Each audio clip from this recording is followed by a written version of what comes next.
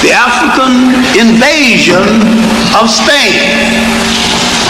The Africans, Berbers, and Arabs gave Spain the greatest material civilization it ever had before or since.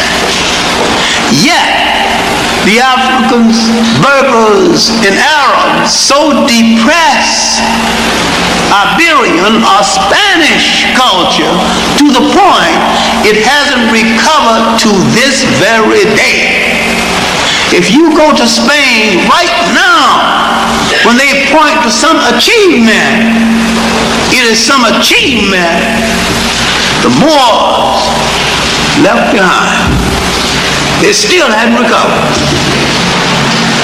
I say every invader depresses the culture of a people and takes more away ultimately than they gave.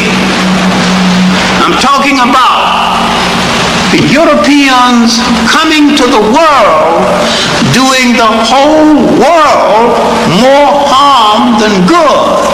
And if he say he is the bringer of the light, he is a liar and a hypocrite, because he brought no light, he put out the light.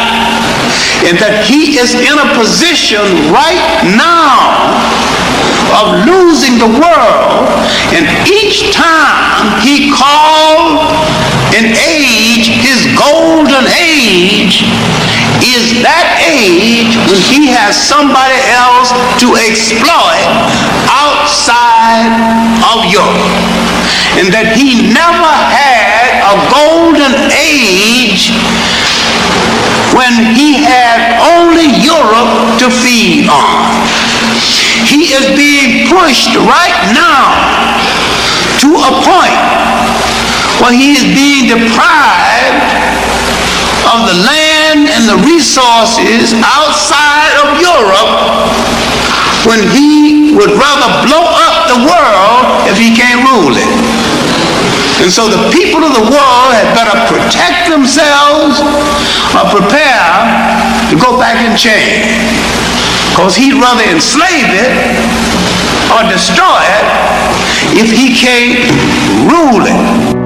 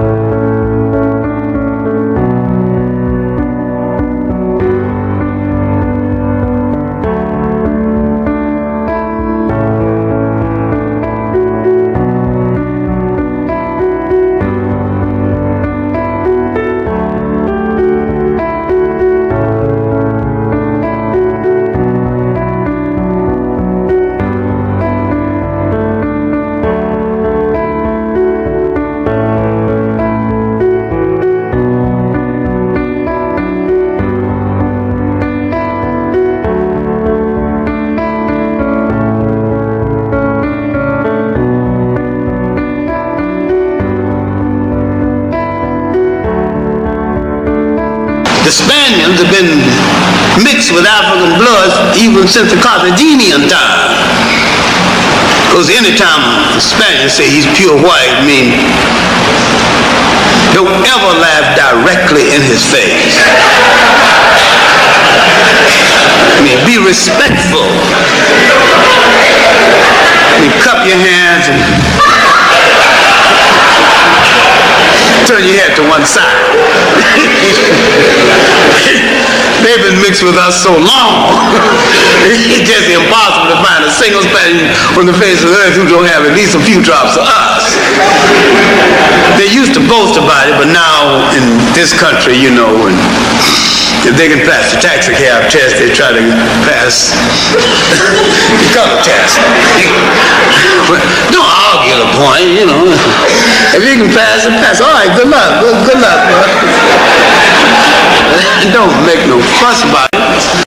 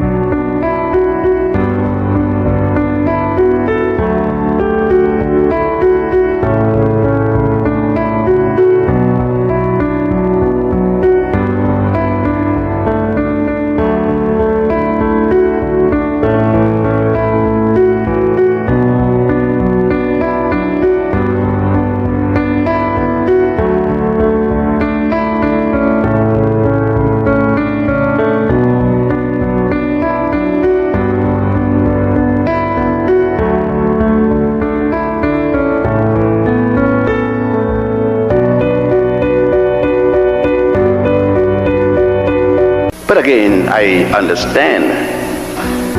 You see, you have been taught by Alex Haley and others that your history started in the slave trade. But they don't even tell you how the slave trade started. They blame you for enslaving yourself. They say your ancestors sold you out. Nice statement. So I asked the guy, what country, what was the name of the king? Oh, don't worry about that, they sold you out. As if I don't know that the slave trade started with the Pope of the Roman Catholic Church by the name of Martin V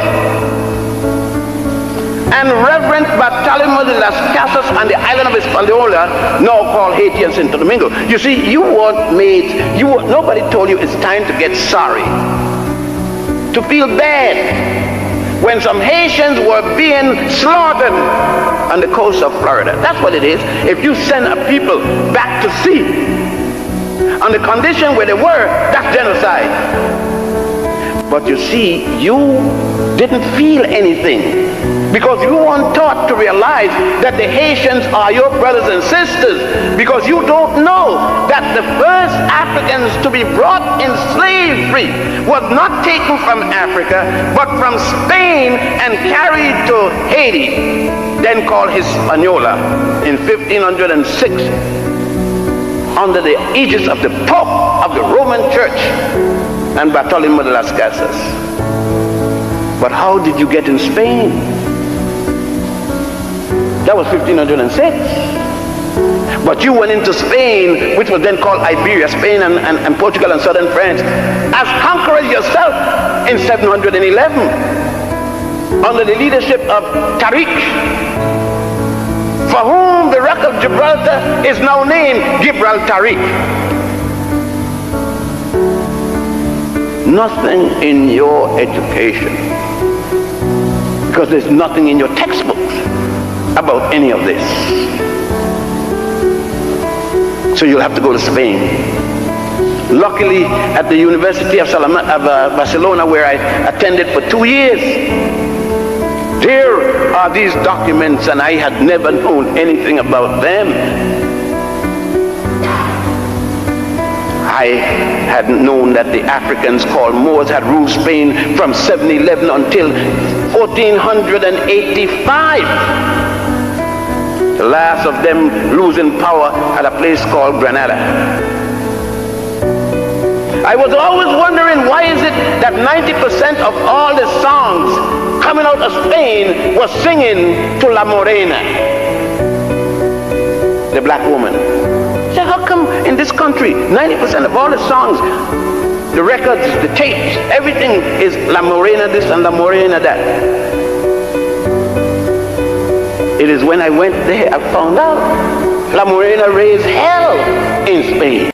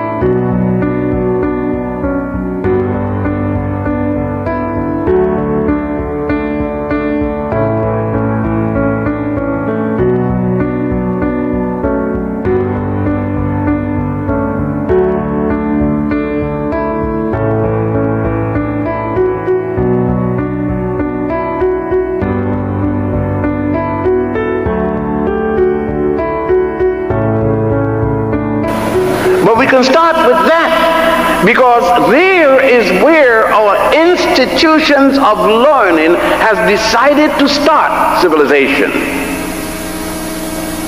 Yet the Greeks are only here from at least 1000 before the Common Era, or before the Christian era, as you would prefer to say. Let us just, for example, cite one. And that particular person would be Hippocrates. And I'm sure that you heard of Hippocrates.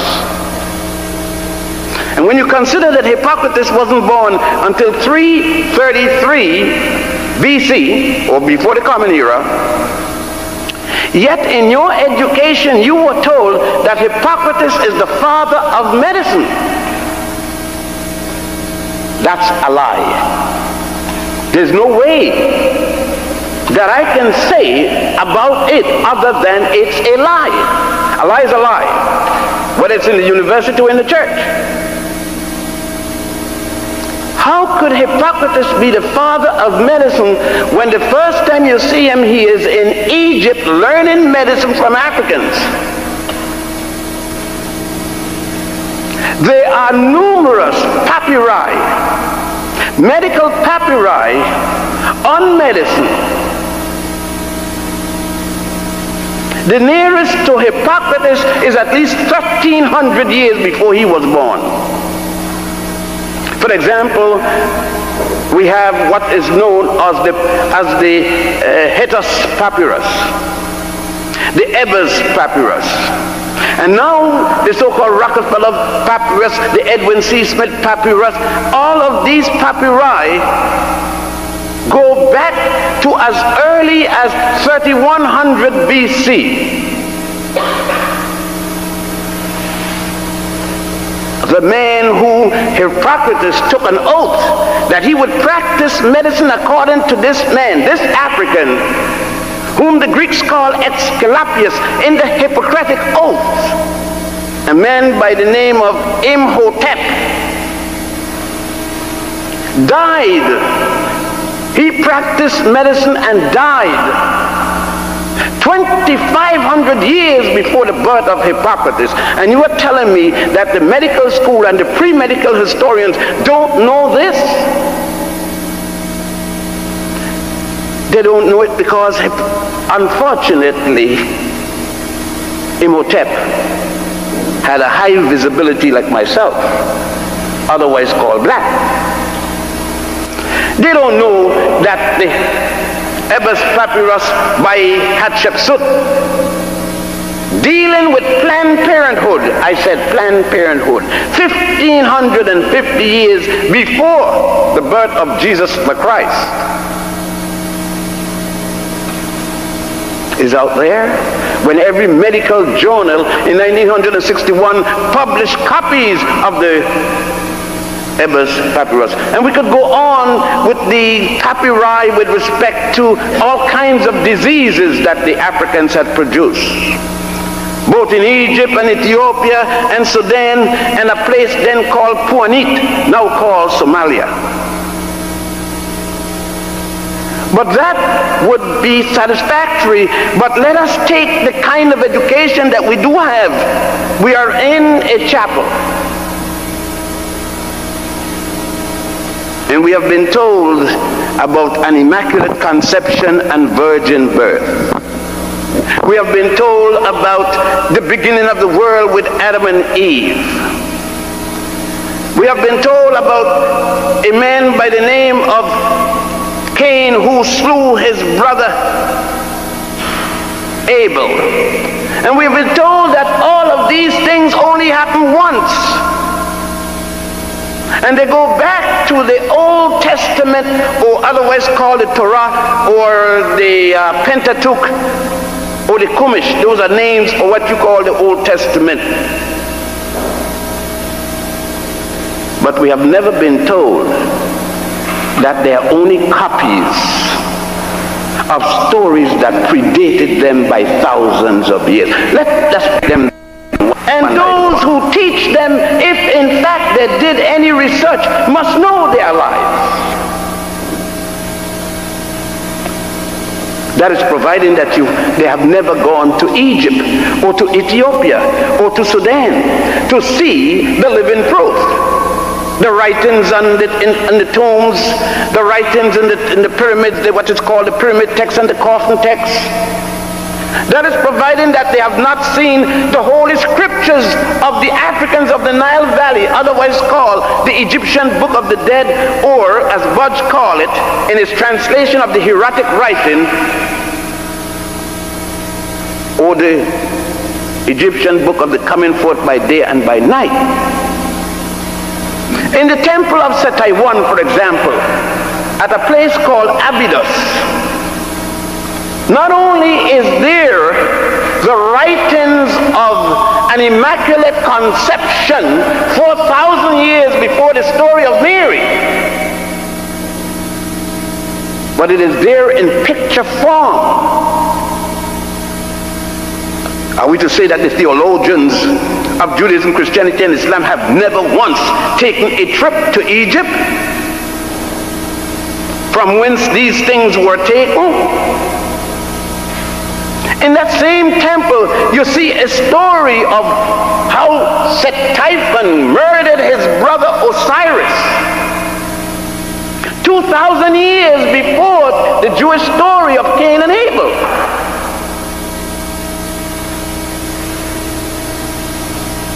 And we are told that an African from Egypt by the name of Moses, born in the city of Goshen, that's still Egypt. Egypt is in Africa, by the way. The last time I saw it in January.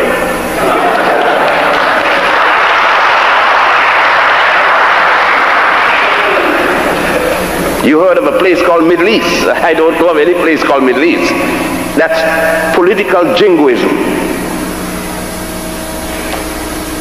But we can find that there was no Moses on Mount Horeb in the Sinai to receive any 10 commandments that had not been given before or written before in Egypt, because you could go in the book of the coming forth by day and by night, the book of the dead, and see in what is called the Osirian drama, not only those 10, but 32 more, a total of 42, which you can also go in the temple of Ramesses VI, in the Valley of the Kings, across what is today called Luxor. And in that tomb, you would see the 42 listed commandments, or otherwise negative confession, 2,000 years before the birth of Moses. But they told you that Moses was taught. He was an Egyptian, taught in school in Egypt, and became a priest in the system. Could you have been born in the United States of America, went to kindergarten, then elementary school, junior high school, and never heard of the United States Constitution? It was equally impossible for Moses to have born in Egypt, go to school in Egypt, study an Egyptian system, worship God Amun-Ra, and never once heard of the 42 negative confession, which have in it, thou shalt not kill, I have not killed man nor woman, I have not made like thy bushel, I have not. Moses himself is charged with murder. His brother Aaron is charged with theft. 40 years before they reached Mount Sinai, then somebody had a law against theft and against murder before he reached Mount Sinai. Where did they get it? But you weren't taught anything about this. All of this information have been suppressed at a place called the Council of Jamia and the Council of Nicene in 325 AD, when Constantine, the Roman emperor, conquered North Africa, took over the role of the Christian church, which started in Alexandria with Pantheus and Boethius, not in Rome. But this too you have not been taught. You have not been taught that the three people who died first in the name of Jesus the Christ were 3 African women: Felicita, Nymphano, and Perpetua. Who told you that the first university built in all of Europe was built by Africans called Moors at the university, what is called the University of Salamanca in Spain? Check it out. Europe's first university. Not only the stones were put together like the stones in most of the building and the bricks in most of the building here. I'm not talking about that aspect of only the building. I'm talking about the educational system is nothing but a copy of the University of Gene, D-J-E-N-N-E, of ancient Ghana, which was burnt down and rebuilt at the University of Sankore in the city of Tumbat, which the French later called Timbuktu. Then carried, as the Africans call Moors, conquered Iberia, now Spain and Portugal and southern France, and established in there the university system. And as I said before, it was not the first. The earliest of the Greeks were trained in a place called the subordinate lodge of Croton and Delphi. Subordinate lodges of the Grand Lodge in a place called Waset, which the Greeks later changed to Thebes or Thebes. The current Arabs changed it to Luxor. But did you get that in Greek philosophy? Did you get it in Greek history or European history? None whatsoever. And how did you get Hannibal Barca and his father Hasdrubal Barca and his brother and his father, rather, Hamilcar, his brother Hasdrubal? How did you receive it in the educational system? How did the textbook show it? It showed it as they were not Africans. What they said is some Phoenicians came from Phoenicia, and Carthage, which they later called Carthage, was in fact a Phoenician country. 80 people came from Phoenicia with a woman named Elisa, which Virgil called Dido or Dido in his little play about it. And those 80 changed all the Africans into Phoenicians. And thus we are taught that the Africans of Carthage were in fact Caucasians. But I accidentally went to Morocco, accidentally, and find that what I had been taught in school was nothing but a pack of lies. Because I then went into the temple, I then went into the museum and found that it was totally different. But then I went on to Italy, in the Medici Museum, the museum of Alessandro de' Medici, only to find that Alessandro was an African born in Italy. And no one had told me up to then that there were Roman emperors from Africa, such as Honorius and Septimus Severus and his son Caracalla. No one had taken time to explain to me anything about the Greeks coming to Egypt and to Nubia and to Ethiopia, depending on who they were, to receive their earliest education, those who had not gone to a little colony, a little enclave in what was then called Lebus, now called Libya, to receive their first glimpse into education taught by us. So in my further examination, I was dealing with 3.14. All of you here in engineering knows what it's supposed to symbolize. They say it's pi. And I was taught that it came from the Greeks. And you know, I believed it. What else could I do? The teacher told me. And then when I went to Ethiopia, and to Egypt and to Nubia, in the ancient records of the ancient Africans of the Nile Valley Africans, there was pi being used 2,000 years before there was such a place as Greece.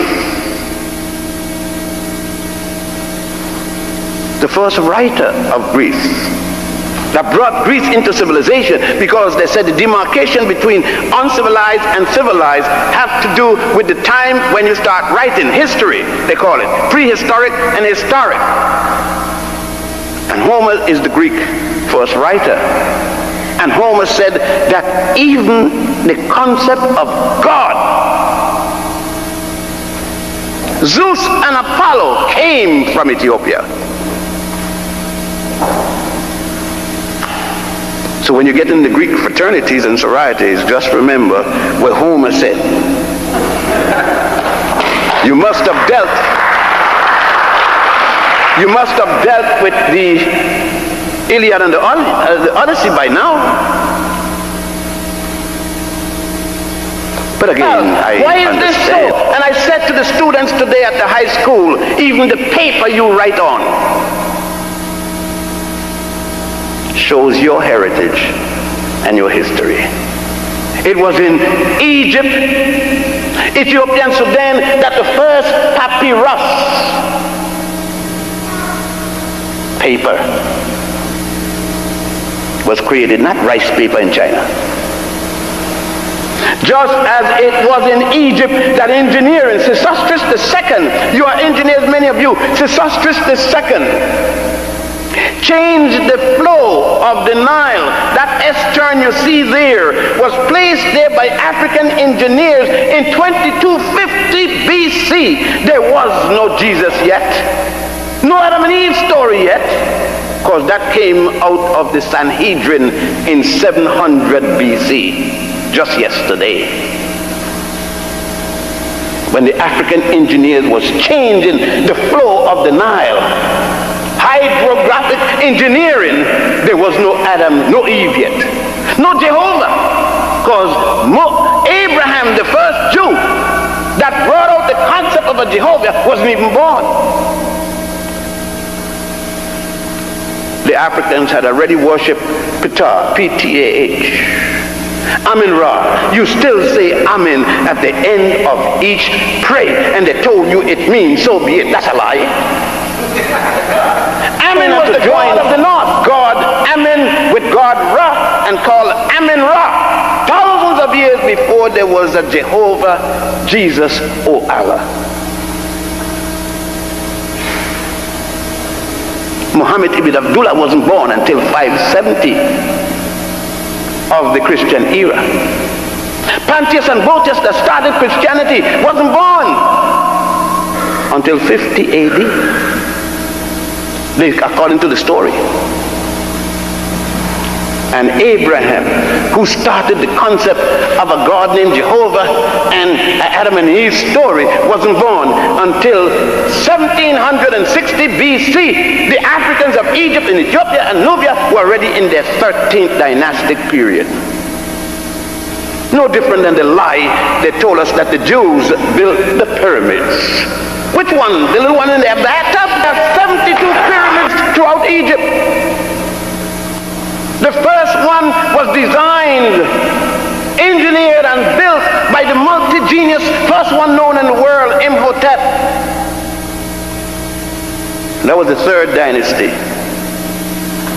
The last one was the 6th dynasty, and the first Jew wasn't born until the 13th dynasty. You can't see, they know that when the Africans made their first calendar in 10,000 BC, 10,000 BC, called the stellar calendar, and revised that in 4100 BC, the so-called pre-dynastic era.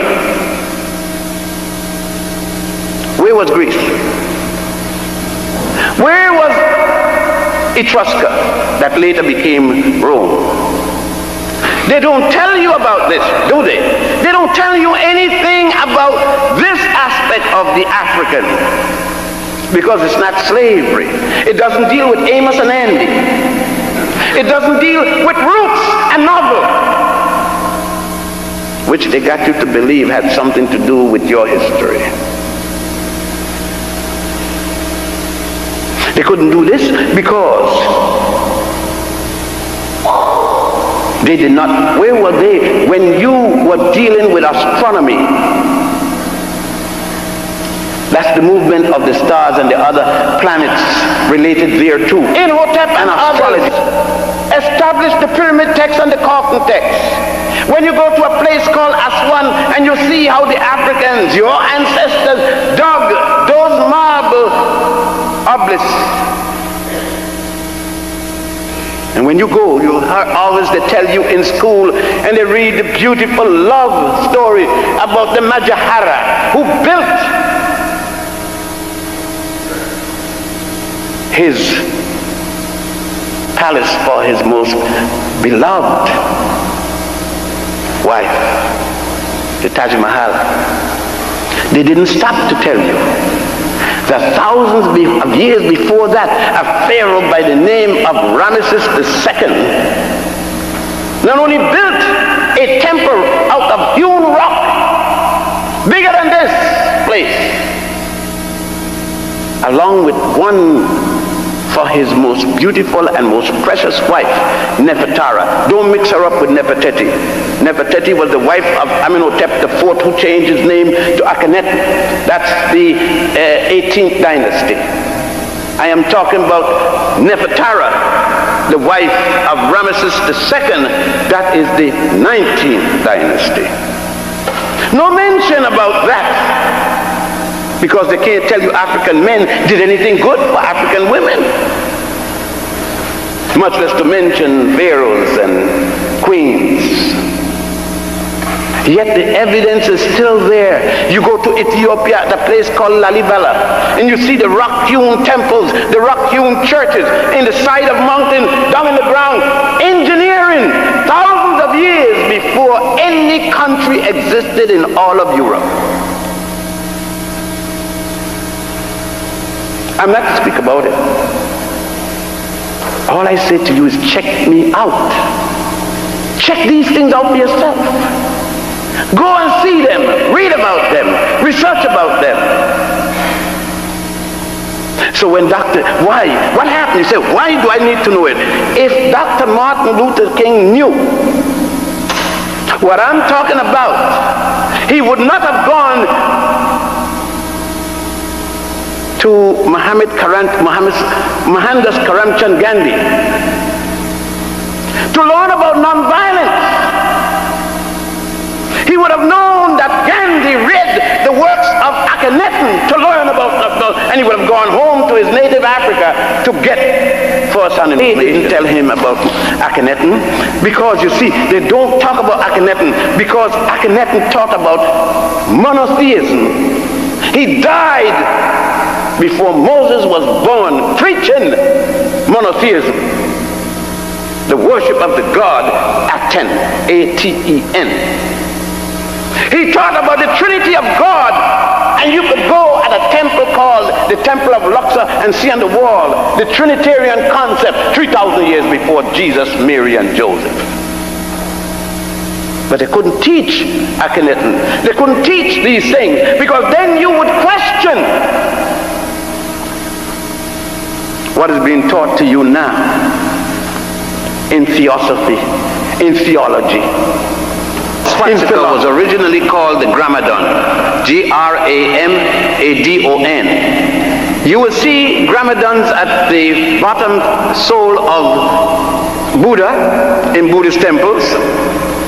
You will see it in South America, used with respect to Coatepalca, the crucified god of the Mexicans, at the time when Mexico was called Azteca. You would also see it all over Egypt, Ethiopia, and Sudan. It goes back to about 1400 BC in the Nile Valley, and it was used as a symbol of peace. What Hitler did was to adopt it. The Germans under Kaiser Wilhelm and Otto von Bismarck captured what was then Togo. At a time when the other European powers and Great Britain, with the help of the United States, was conquering all of Africa, from 1830 when France invaded Ceuta to 1884 when they took almost all of the lands on the coast and gave Congo to Leopold II. It was then when Germany was fighting France for Alsace-Lorraine that the Germans realized that they weren't getting part of the action, went into Togo, took over Togo, and it is then that they adopted the eagle, the iron eagle, by the patron saint of Germany, an African by the name of Maurice, which they call Maurice of Aragon. along with the symbol that Maurice used as the bishop. You would notice if you go to the Museum of Natural History in New York, you would see a Togolese garment from the 14th century with the Gramadon and the Iron Cross and the eagle, with the German adopted from their colonial underlings, the Togolese, and that's where it came from. The educational system of the Nile Valley, centered at the Grand Lodge of Wasset, which is now called Luxor by the Arabs, is that every discipline, a child went in at age 7, a young boy, and he was not completed with education until age 47. He never left. It took 40 years to train an educated man who left with the title priest. So within that 40 years, he learned everything there was. And as such, he even influenced the Pharaoh because he decided most of the things the Pharaoh had to do. Thus, engineering, law, medicine, science, mathematics, everything was done and taught in the mystery system. And those students coming out of the mystery system were sent around the nation to be the teachers. So the mystery system was the educational system of the entire Nile Valley. Not only Egypt.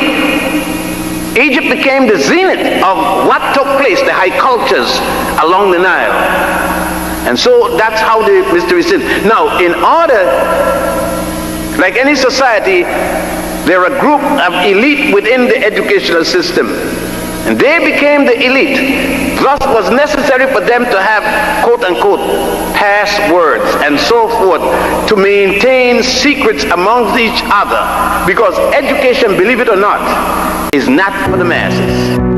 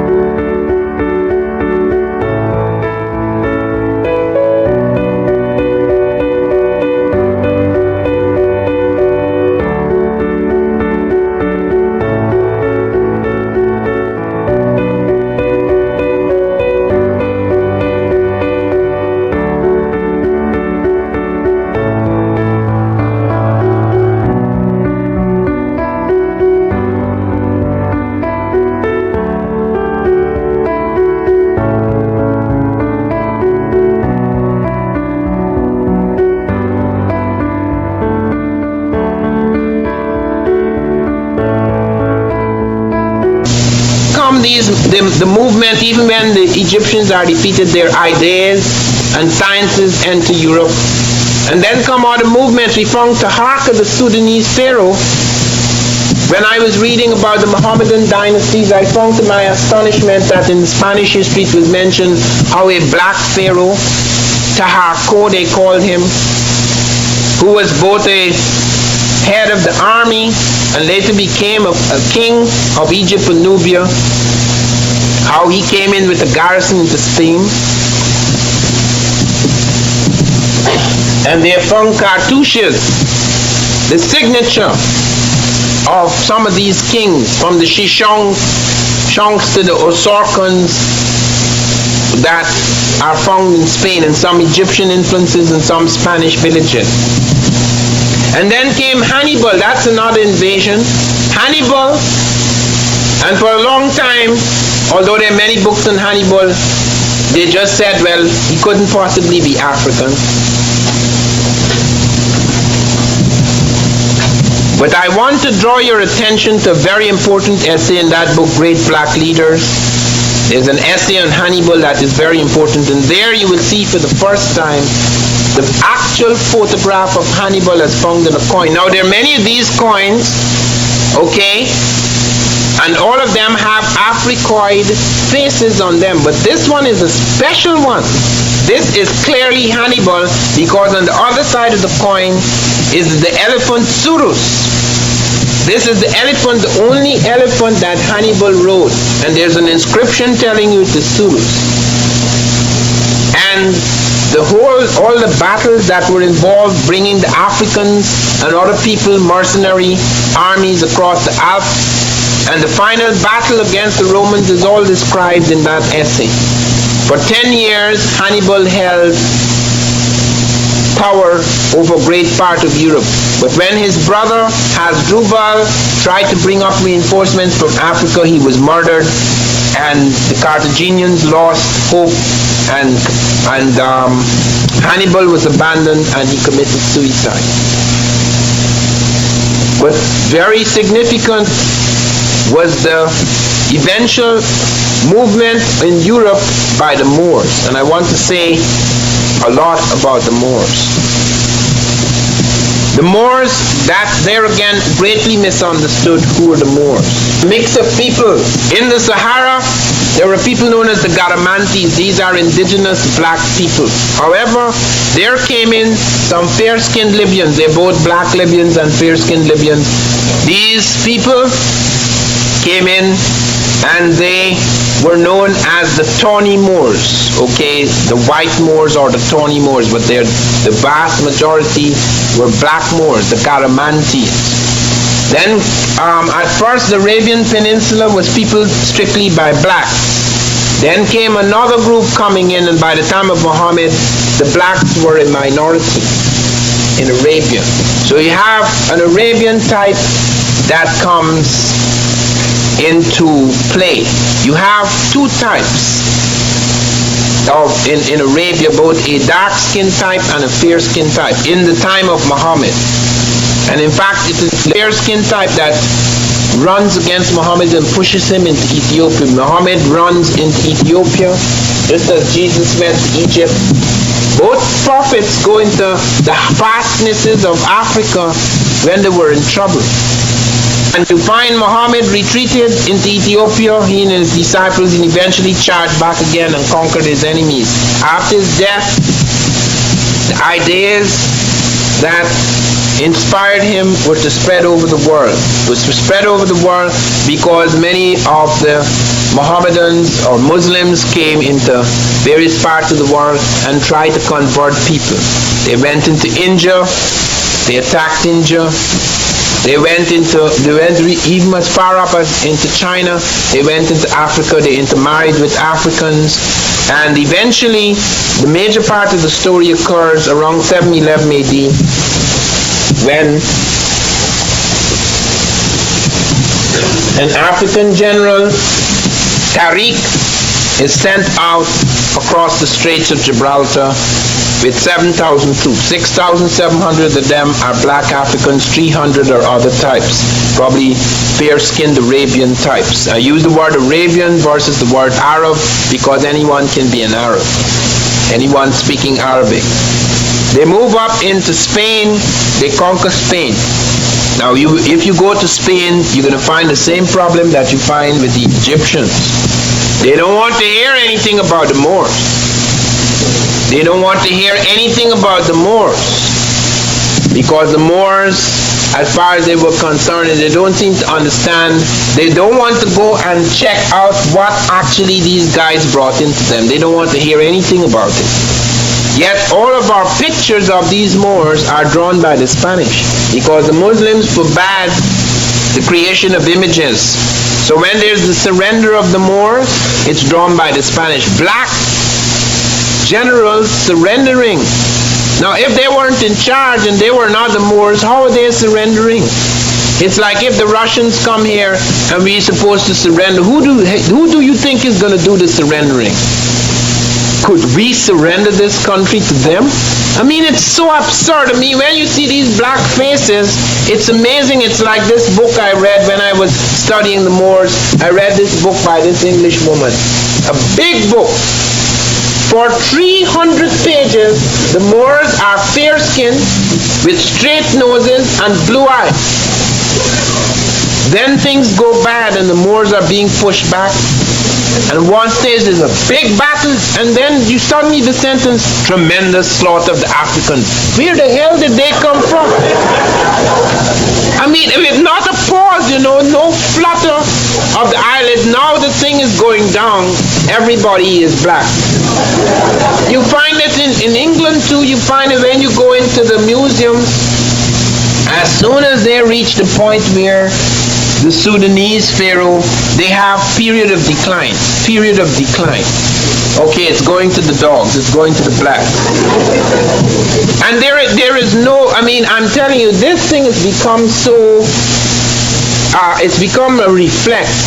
They don't even realize there's anything. I cannot imagine what an impact the Moors had on Europe. Greece and Rome, their glory had long faded. Egypt, Europe had fallen into a great sleep. Europe was so backward that a disease had struck and killed half the people. It was worse than AIDS. They had no protection. Public baths were unknown in Europe. Disease spread like flies. It was unbelievable, the low level of Europe. There was not a lighted street in Europe. There was not a paved street in Europe. The kings in Europe lived in barns. Then came the Muslims. They set up these fantastic mosques.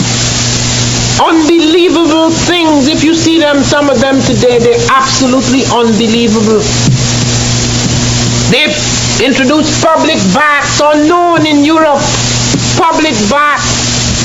They introduced public libraries. There were private libraries in Europe for the elite who read and wrote, the few who read and wrote. There were no public libraries for the people. Europe had 2 universities. The Muslims introduced 17 universities into Europe. Everything that could be found in the outer world, everything that could be brought in where the Moors had their courts in Morocco and in Europe was brought into the universities. Everything was translated into Arabic, which, by the way, was invented by Abul Aswan, an African. It's in the diaries of Ibn Khalikan, because that script was created at the time when Arabia was largely black. It was not largely black at the time of Muhammad. And there were major figures in the Muslim. The right-hand man of Muhammad was a black man, Bilal. Some people claim Muhammad was black. Arabs, they are to respect blacks. They are to treat them as equals. He also said the same thing about women. Wouldn't say that some of his family he didn't have family in his extended family who were black, but his right-hand man, Bilal, was black. And many of the major figures at this time are black figures. That thrust into Europe brought 4 dynasties, and the last 2 dynasties were actually created on the Senegal River. The Almoravids and the Almohade dynasty, those were overwhelmingly African dynasties. The first dynasty, the Umayyad dynasty, had major African elements. The Abbasid dynasty didn't last at all. It lasted 6 years, when the fights which have been going on up to the day, the Sunnis and the Shiites practically killing each other. After the Umayyads established a dynasty, the Africans and Arabs established a dynasty. The royal family was holidaying in Damascus, and the Shiites killed 76 members of the royal family and seized power. And then the Umayyads retreated. Abdurrahman retreated back into Africa, brought a great African force back and smashed the Abbasids with renewed power. And he insisted that everybody should live in harmony, that they should not take spite against that Christian, Jews, and Moors should have equal rights. He also insisted that one thing he did insist, he did not, and this is one thing people say, well, okay, but you invaded Europe too, so what are you talking about us invading you? Well, we, the Moors, of which we are a critical part, did not destroy the legal system of Spain and Portugal, did not destroy their churches, did not destroy their language, did not destroy their humanity. So that is not the same thing. Invasion is something everybody expands and invades, but it's not natural to treat people like dogs, like chattel. That was very special. Even in the Romans, when they had slaves, they had laws governing the slaves, far more sophisticated than the laws governing Negroes, quote unquote.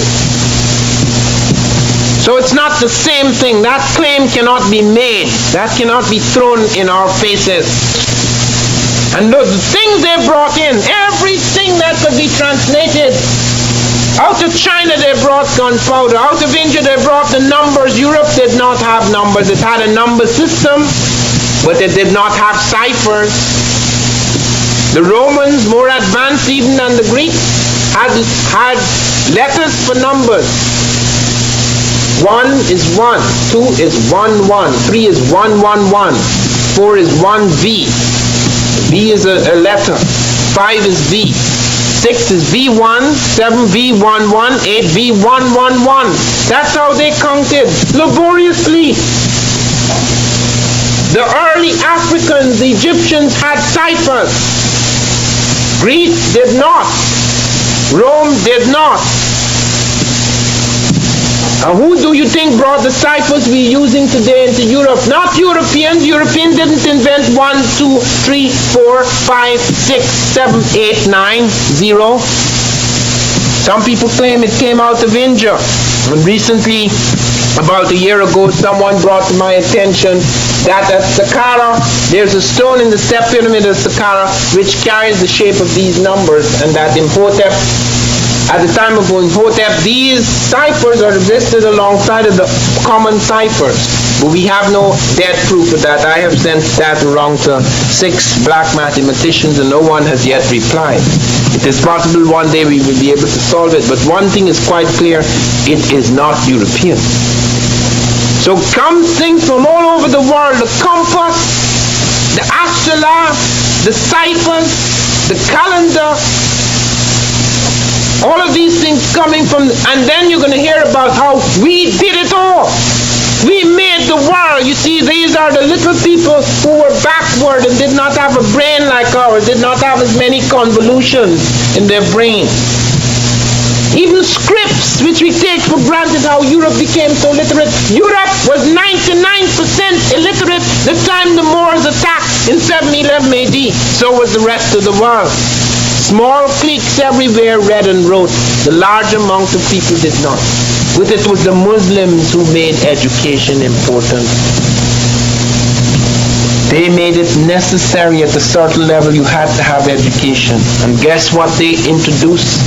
The Africans and Arabs coming out of Morocco and other parts of Africa and Arabia brought into Europe a whole lot of things. Air conditioning for the first time.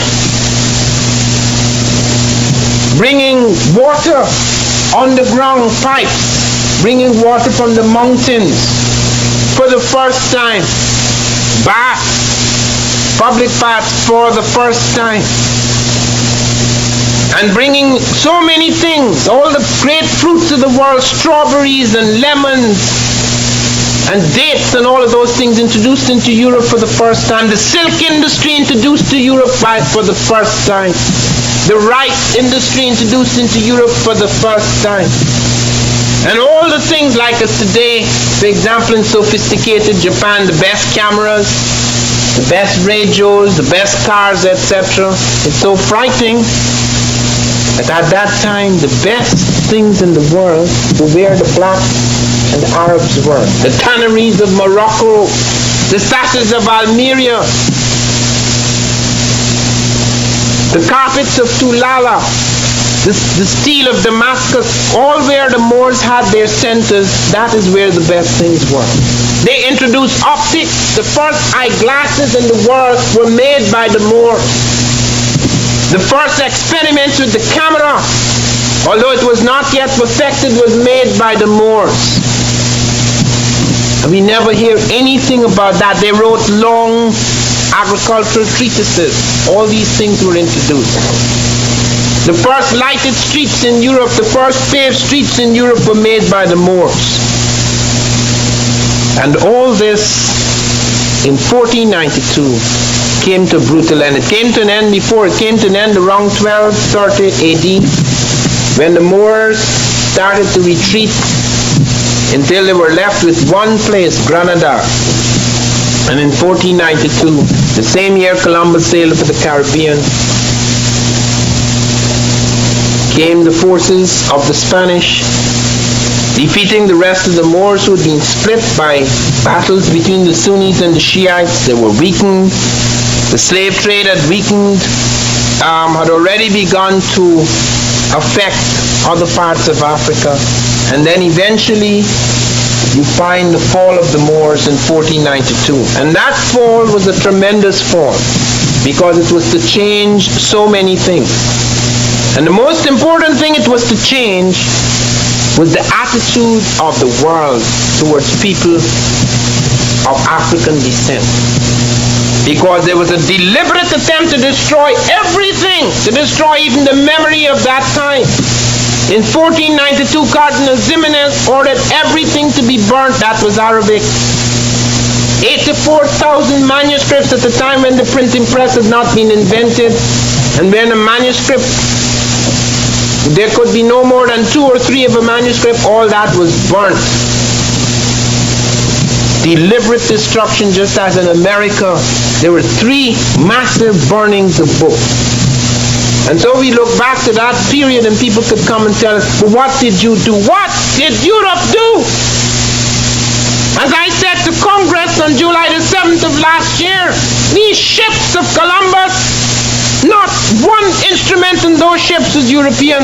The sails were Arab Latin sails, which Arabs and Africans were using on other oceans. The compass did not come out of Europe. The astrolabe did not come out of Europe. They did not even know how to plot latitude and longitude. Columbus struck out for the latitude of Japan, hoping to land in India. And he himself says it. He says, I have 8 or 9 pilots to board the ships, and they are like blind men. My pilots are so ignorant, I am afraid that they will not find again the lands I have discovered. Unquote. This is Columbus himself, talking very honestly about the level, the sophisticated technological level they had reached. And their ships, those were no big ships, were vast ships that were put on the ocean. The Chinese report ships from Africa 2 centuries before Columbus coming with elephants. Can't take elephants to China in a dugout.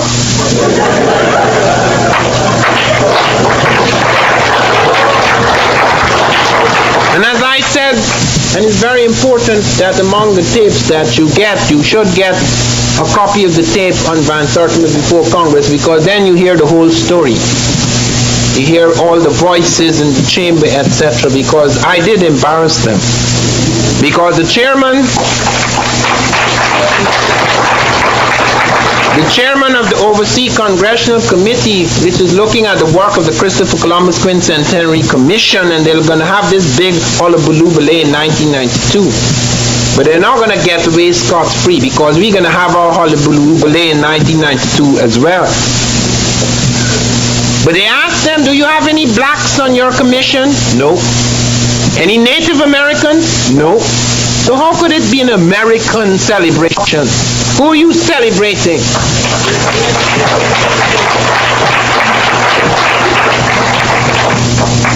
So now let me close, because I have to show the slides and we're running out of time. I've been in another state yesterday and the day before, and I'm in another state tomorrow, and I'm marking papers and going into my class, and so I'm really rather tired.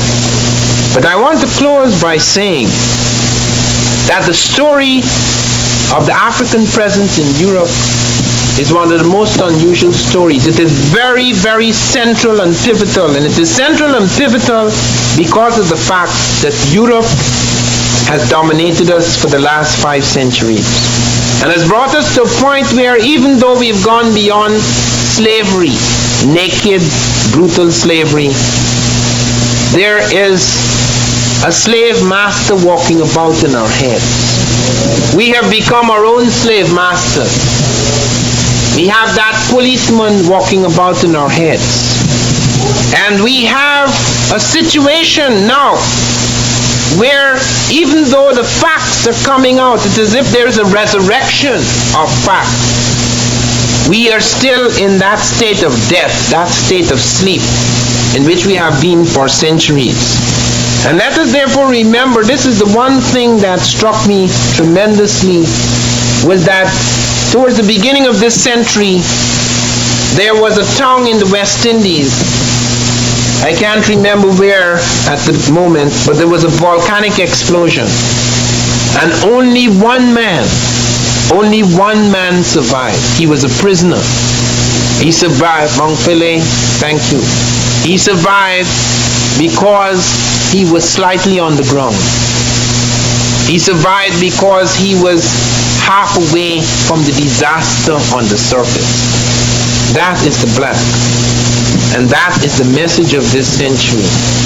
That when the volcano erupts, that blows away this crust of life, let it be that whatever else happens, that magic, that beauty, that power that exists within us, imprisoned though it is now, will be the thing that will survive. Thank you very much. There are many sculptures found in the caves of Europe about 55,000 years ago. This is one of them,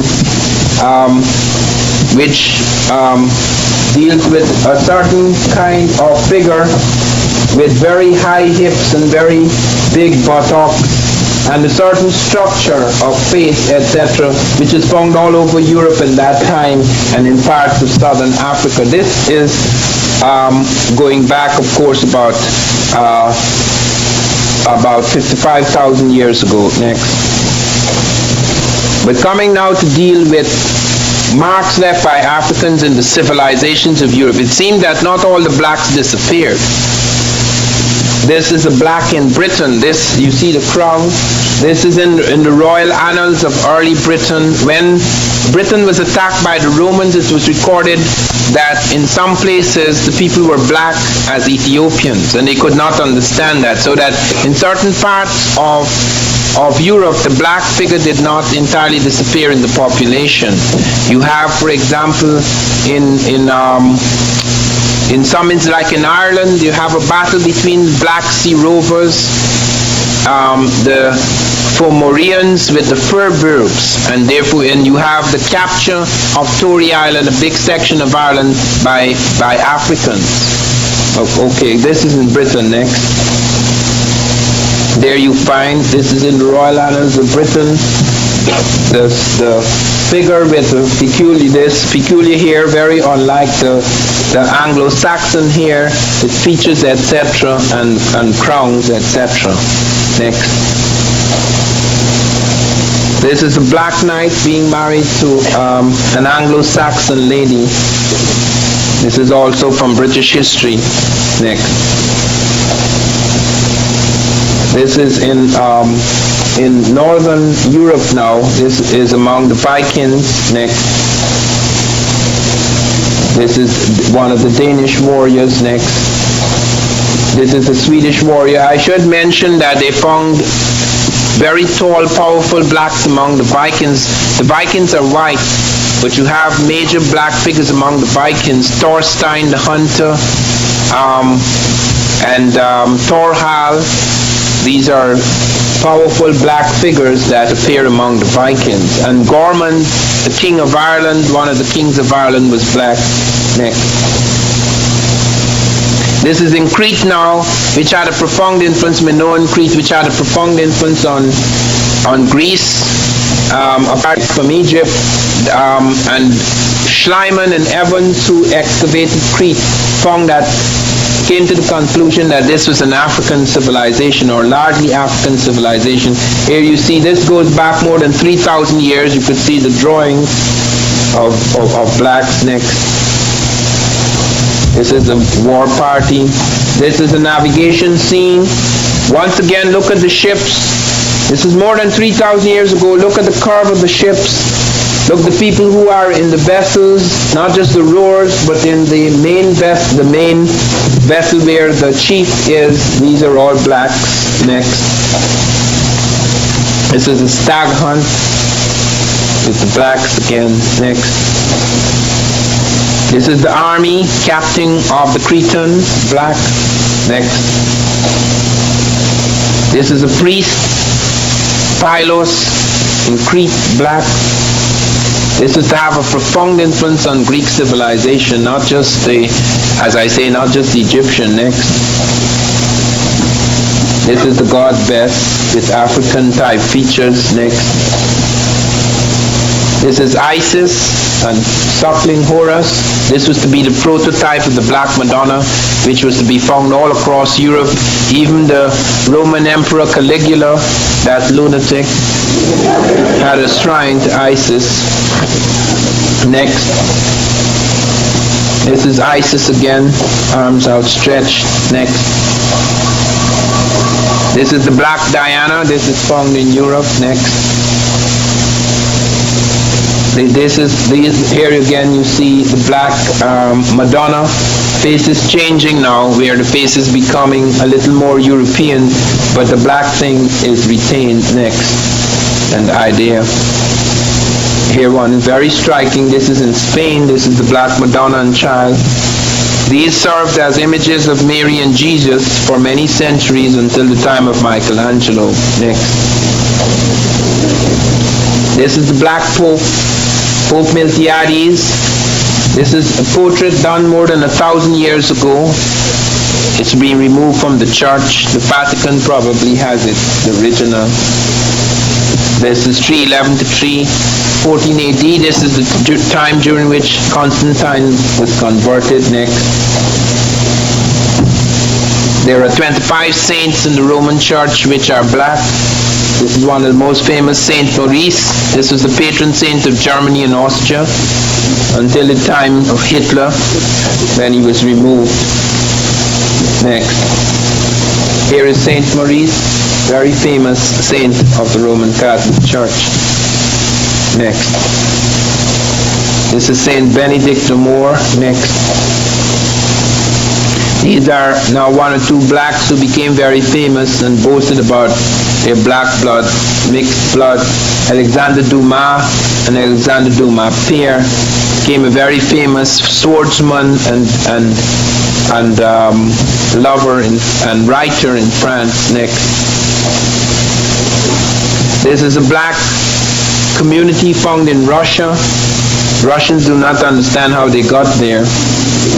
Okay, that was found about 50 years ago. Next. This is boy who was adopted by the Russians, the Tsar of Russia, Peter the Great, who adopted a black boy and kept him in his court. He came to be known as Petrovich Hannibal. It's not to be confused with Hannibal the warrior. This is Petrovich Hannibal.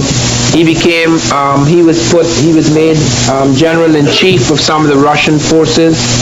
He was also appointed head of the International Commission by the Russians to negotiate a treaty between Sweden and Russia, a border dispute between Sweden and Russia.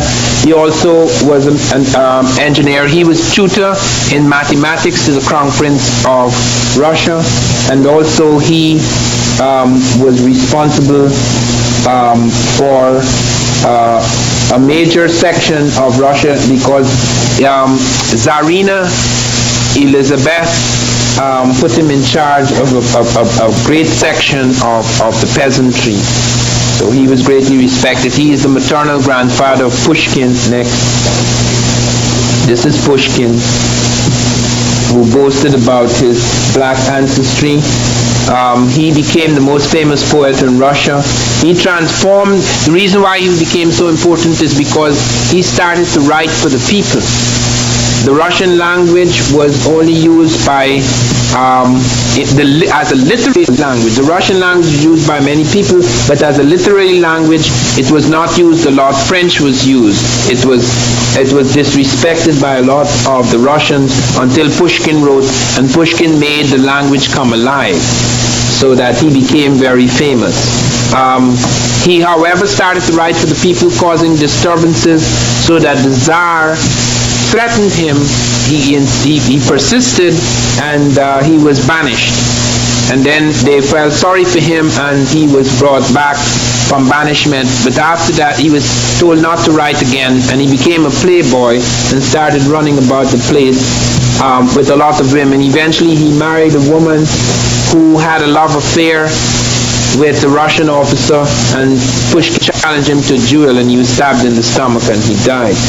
But the Russians were so afraid because of his popularity, that students were forbidden to cut classes on the day that Pushkin died. But for many days afterward, thousands of Russians filed past his bier. Next.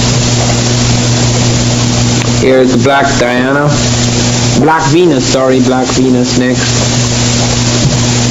There was a great fascination with the black woman, so many of the painters drew naked black women.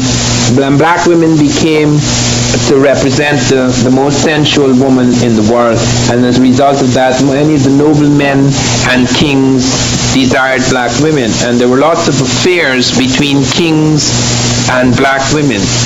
This is particularly true of the French kings and the Portuguese kings. It's also true of the Italian noblemen.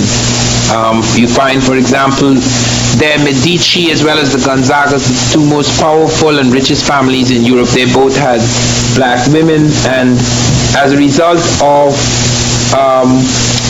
this, you have the next slide. You have the Duke of Florence.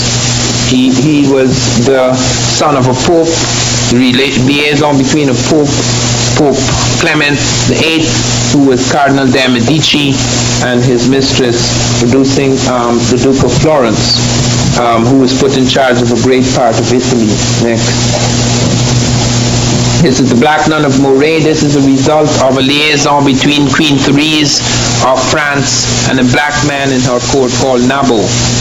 She had been very jealous because her husband, Louis XIV, was having an affair with a black woman, and to spite him, she had an affair with Nabo in court. And when this black child was born, the King of France said to his doctors, "How could I give birth to a black child?" The doctor said, "You see that black man in your court, Nabo? It is possible that while your wife was pregnant, he looked at her, and the child turned black." And the king said, "It must have been a very penetrating look." Anyway, this led to scandal, and she was smuggled into monasteries where they visited her for the rest of her life. They did not allow her to live in the palace. The Duke of Chartres fell in love with her, but could not get permission from King Louis XIV to marry her. So she was taken back to the monastery where she died. She's known as the Black Nun of Moray. Next. These are figures from the coins. Unfortunately, we haven't yet got except in the book Great Black Leaders, we haven't got the coin of Hannibal.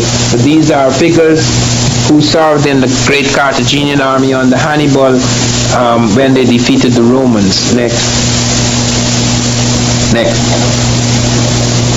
This shows you the centers in Africa during the Middle Ages where learning began. It's not like the North Africa of today, which has been overwhelmed by a certain type. This was very, very indigenously African, as they say, the Garamantes, indigenous black Africans, and people coming in from Arabia to try and bring about the Muslim conversion. Next.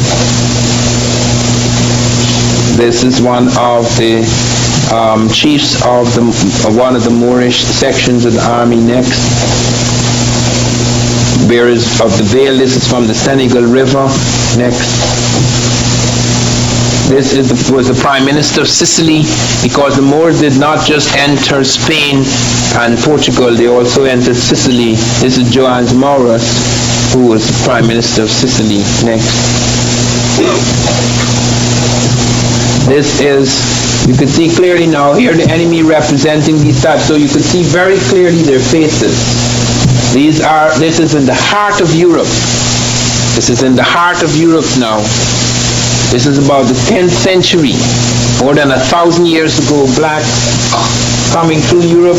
He's clearing the way as the black dignitaries enter into the street. Next. We have a problem there. You've gone back instead of forward. Yeah, okay. Now this is the circumcision ritual, again held in the heart of Spain, where the blacks are having a big festival in the heart of their dominions in Spain. Next. These are black noblemen playing chess in 12th century Spain. Here they are. Okay. Next. This is a black in Morocco. This is probably a painting, but this is more recent. Next. Now this is a very important document. Many Europeans had taken for granted after the slave trade that Africa was an empty wilderness, that they didn't have any great cities, etc. Leo Africanus wrote a book on the geography and history of Africa, a very famous book. Only a few people read it because not many people read it that time. But he drew maps showing how deeply studied with towns and cities was Africa before it broke up. It's a very important document. The man who read this book is Shakespeare. Shakespeare was extremely liberal for his time. Shakespeare, in fact, had a great love, woman called Lucy Negro of Clerkenwell, to whom he wrote an ode. Shakespeare also read very closely about Africa from Leo Africanus, and actual sentences from Leo Africanus appear in Shakespeare's Othello, describing the nobility of many of the blacks in this area. Now, the story of Othello came from an actual happening, and here I want to close by showing you the people who were involved in that happening. Next. This is a white man, an Italian, a nobleman, very rich nobleman, the Gonzaga, from the Gonzaga's family. Okay, next. This is the black woman who married. This is in the ceilings of his palace. This is his daughter. Next. And this is his son. This is Othello.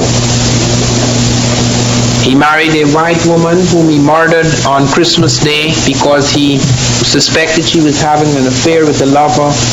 And a novel was written about it by a man called Cincio. And it is that novel that came into Shakespeare's hands, and Shakespeare wrote the story of Othello. Okay. Next. That's it for tonight, folks.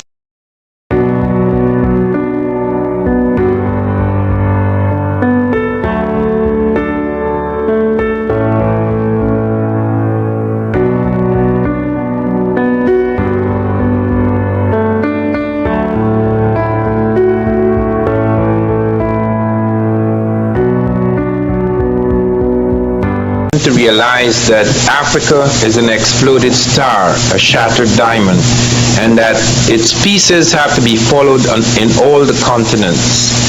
You cannot have a sense of what was essentially African just by going into Africa. You have to look into Europe, into Asia, into America.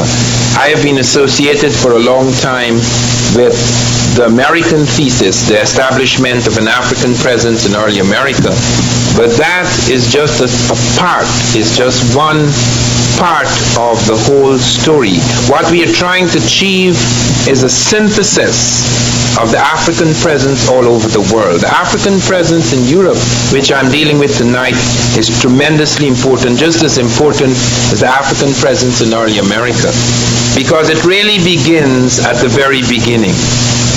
because there are no Europeans on this planet until about 55 to 50,000 years ago, whereas there are Africans going back 3 million years. Modern man only goes back about 140,000. Some people put it at 200,000. What has also been established by Rebecca Cann is that all the creatures now on this planet can be traced to one black woman who lived about 150,000 years ago. They have been able to do this with great precision because the instruments we have now, the way we can go into the blood and find out the history of man, we know that only the black has all the genes. So they can find out at what point you have these variations and mutations.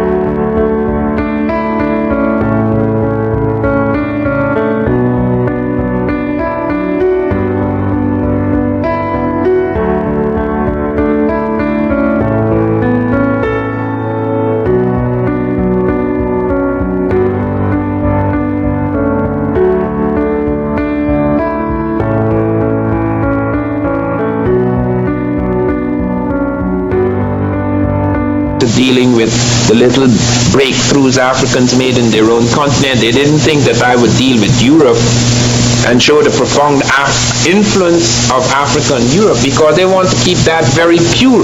That is what this whole story is about. We have become the invisible man of history. Everybody else is visible and significant. We do not exist. We move like fleeting shadows over the continent of the world, and we seem to have left no mark.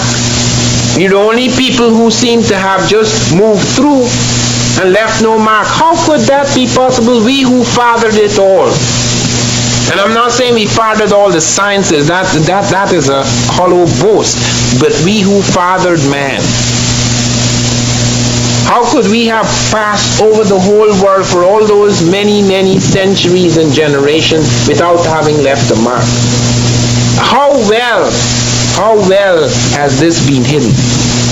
Because apart from the question of Grimaldi man given to Cro-Magnon man, the so-called Caucasoid type, a culture that Europe did not have. At the very beginning, the tools and weapons, even some early musical instruments were left in Europe. Art too, a certain kind of art where you could look on the caves of Europe at a certain period and find that the women are identical with the women in southern Africa, because Europeans had not yet appeared. I mean, what we call the European today. But let us look at civilization now. Let us look closely at the record of the impact of Africa and its presences in Europe. Now, physical presences in itself is not enough, and you can see quite clearly where that could lead. Have in Europe. Merely being there doesn't make us anything. What impact did we have? We had a profound impact. When the Europeans first attacked Africa, and I'm not talking about the latest slave trade period, when the great Europeans, which were then the Greeks, who came much later, who got their thing together much later than the Egyptians, when they walked into Africa and walked into Egypt, they were absolutely stunned. Egypt is not something that you could say, oh, but it happened in Egypt. Like some isolate. It wasn't an isolate. Egypt was the flower of Africa. There were all sorts of strands and threads moving over many, many centuries. We have found some of the hieroglyphs now in West Africa. We have found ritual practices among the Yoruba and the Dogon, which are Egyptian. Not because the Egyptians brought it, but because it was there before it went up to the Egyptians. In other words, Egypt was a child of Africa. It's not the father, it was the child. That is why the word Africa actually comes from Afro-Ika, an Egyptian word that means birthplace. They look back to the south. Even the word for south, Kenti, it doesn't just mean the south, it means the first. It means the beginning also. They look back to Africa, back to the heartland, the continental heartland, as the source of their ritual, the source of their concepts of religion, the source of their techno-complex or science, the source of their main ideas. And what we found in 1962 is very important. We found a pharaonic dynasty. First, in Nubia, which is indisputably African, it is first found there in the dawn, not in the evening, in the dawn. And as Bruce Williams has shown, who was one of the discoverers, you have this pharaonic impulse running through the Nubians, even at times when they are oppressed by their brothers and cousins, and that's not unusual. You don't think that because one people oppress another, they're of different races. You see that in Vietnam. There was wars between the North and South. It's the same people. You see that even in America, the civil war between the North and the South is the same people fighting. So that you're not to assume that because there were wars between Egypt and Nubia, or there are periods in which Egypt suppressed Nubia, that they're different people. That has nothing to do with race. All the arguments, when you look at the plant life of the Egyptians, the bottle gourd, cultivated cotton, the tamarind, the oil palm fruit, a range of things, you could trace a whole lot of things. All the plant life is African, it is Sudanic. Now if Egypt had been created by Asiatics or Europeans, where are their plants? In that early period, where are their plants? The language, which was in question for so long, has been established by Diop through thousands of interconnections to be an African language. The iconography, you go back to those early kings, Tubnarma, the first king of Egypt. You go back to people in the 11th and 12th dynasties. You go back to the people in the first great kingdoms. The faces are clearly African, not like the people in Egypt today. Those are not Egyptians. Okay, you have to make those distinctions. There are some Africans in Egypt, but Arab is not an African. There are some Arabs who are African because Arab is not a race. But the Arab Republic of Egypt is not an African republic. Make that quite clear, because when Diop was fighting in UNESCO, the people who hurt him most and who objected most to being called black were the Egyptians, because they had nothing to do with it. The Arabs came into Egypt in 638 AD. That is thousands of years after Egyptian civilization. They had nothing to do with it. That Arab, the Arabian type that is, had nothing to do with establishing Egyptian civilization. It's just like America. There are no Native Americans in this room.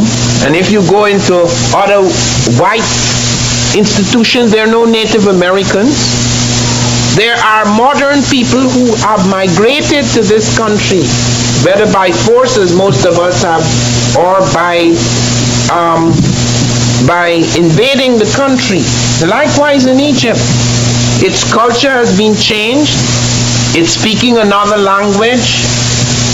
When you go and you look at those incredible monuments, they have nothing to do with the people walking around there. They don't even know what it means. They don't even know how to deal with it. My wife and I were in Egypt this summer, and we were photographing the wigs because we discovered that the two major clues to establish the blackness of the early Egyptians is skin and hair. Skin, lucky, because they were the only people who preserved their skin. Europeans didn't. They didn't know how. Africans preserved bodies for thousands of years. We have a picture of an African princess, 3,000 years old. Her skin looks like if she was buried yesterday. The hair, the eye, the pupil of the eyes, the skin, the teeth. Can you imagine that? Some people lose their teeth by the time they're dead. She has her teeth 3,000 years later. You're not dealing with ordinary people. This was the period in the world when blacks had a chance to sit down and do some thinking. They had overpowered certain territories and they could control their destiny. They were not slaves of anyone. And they had a chance to do their science. And it's not an accident. They were far ahead of the rest of the world in astronomy, in mathematics, in mummification, in brain surgery, in a range of medical things. It's not miracles. They were involved in their science for a long time while other people were struggling. The European had not caught up with that. So that when the first European entered Africa and touched Egypt, when the Greeks touched the Egyptians, they did not treat them with contempt. I want you to note that it's not automatic about white and black being enemies. The whites were stunned by the achievements of the blacks. And they were not only stunned, they stood in awe. So that even though they had defeated the armies which had been taxed by battles with the Asiatics and battles with all sorts of people, the Persians and so forth, when they came in and they overpowered them, they bowed down before their God. They took the black man Imhotep and worshipped him as a god. Many black women became goddesses for the whites. Isis, who was the goddess, who was the female representation of God, she was worshipped throughout Europe, a black woman. They didn't think any woman of their race had that nobility. Artemis became the goddess of chastity.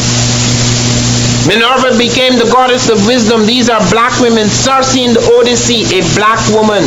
Andromeda, who helped Jason win the Golden Fleece, who married Perseus, the great Greek hero. That's a black woman.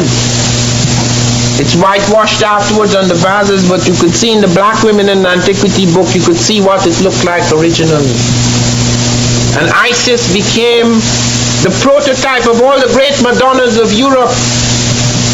And even when they were broken, some of them were remade with European faces, but with the black ritual color. So it went right through. Everything was affected. They couldn't understand how the Egyptians had written such advanced medical texts. You know, the Egyptians had already done a major work on the pulse. You know, the Greeks, the Europeans, only came to terms with that advance in the pulse 1,000 years later. Egyptians had books, diagnostic percussion, studies of circulation, studies of the pulse. They had chapters that were taken by the Europeans, the Greeks, and copied word for word.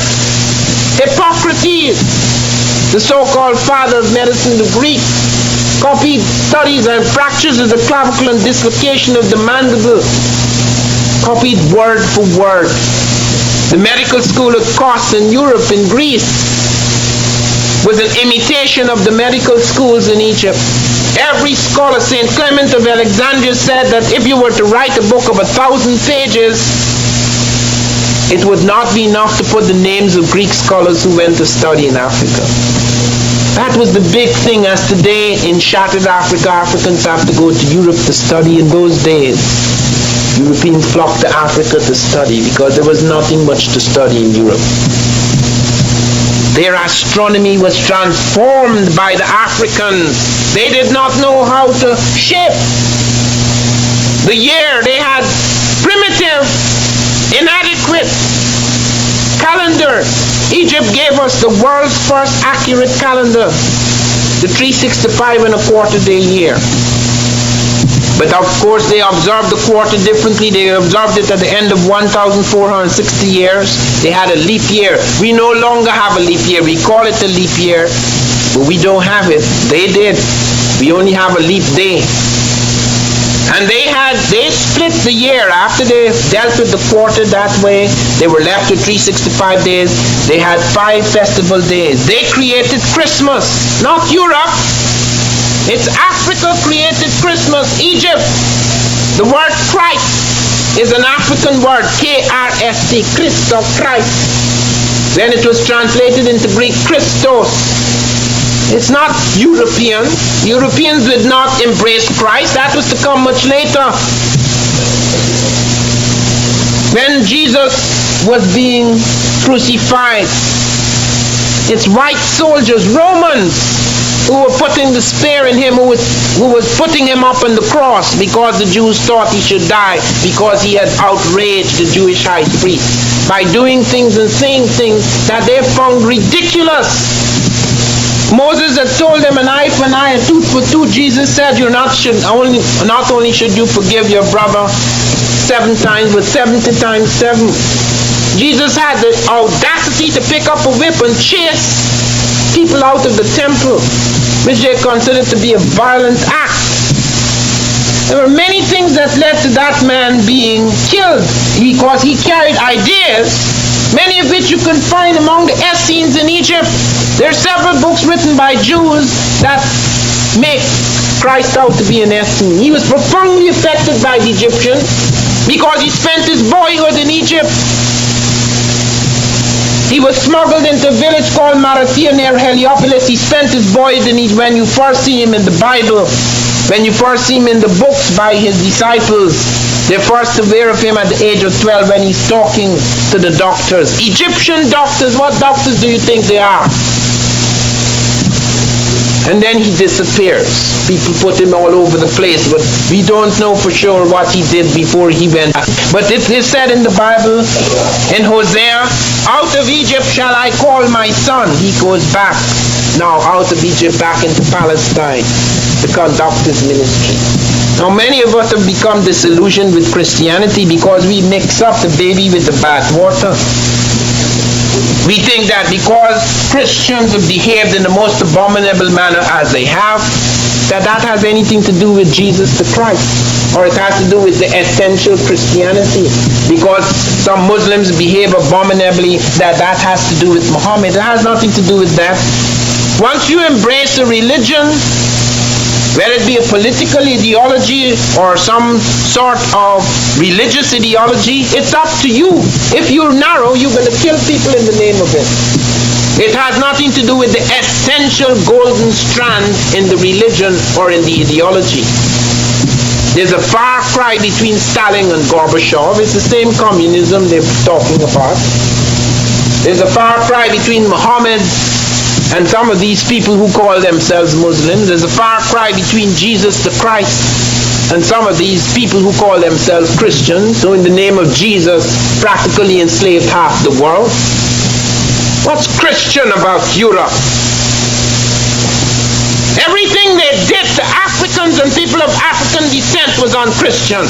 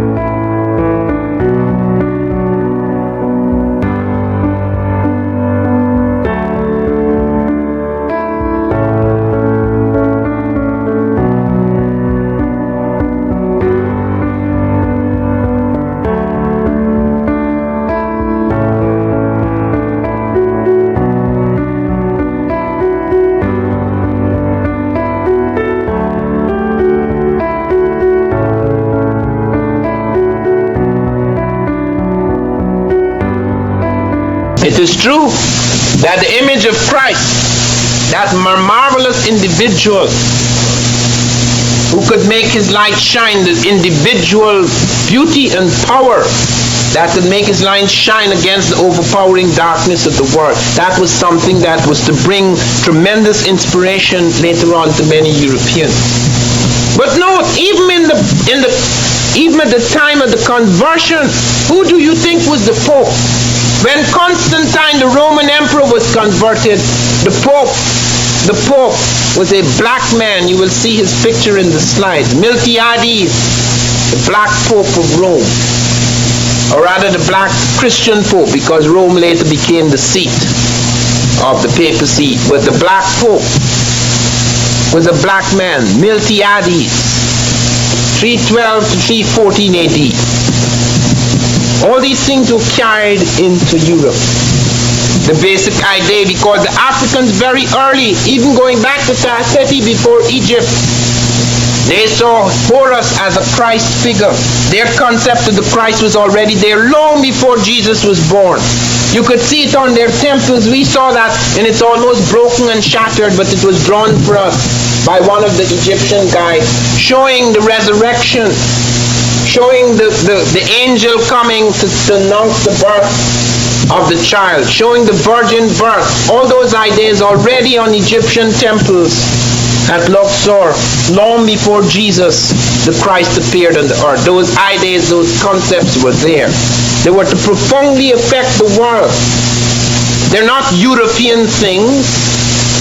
And when you look at the science, that in particular, it is amazing, not only the medicine, but look at the calendar, look at the mathematics. Geometry was developed by the Africans along the Nile. They had to deal with complex problems because of the fluctuations in the Nile. They developed geometry.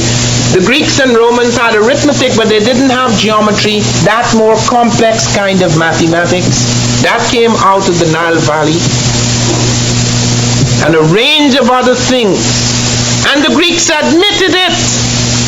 They admitted it. Now Martin Bernal brings out his book Black Athena. And because he's white, then I'm not saying because Martin Bernal is a very good friend of mine, but I'm just trying to show you the state of mind that exists in this country. That we were saying that, the up was saying that, and nobody was paying attention. But now a white scholar says it. It's a big thing. It's like a sudden discovery. It has validity. Black Athena shows you clearly how 200, 300 years ago it was accepted what the Greeks had said. These are black people of woolly hair, and they gave us this and that and so forth. That was known as the ancient model. Now they changed it to the Aryan model.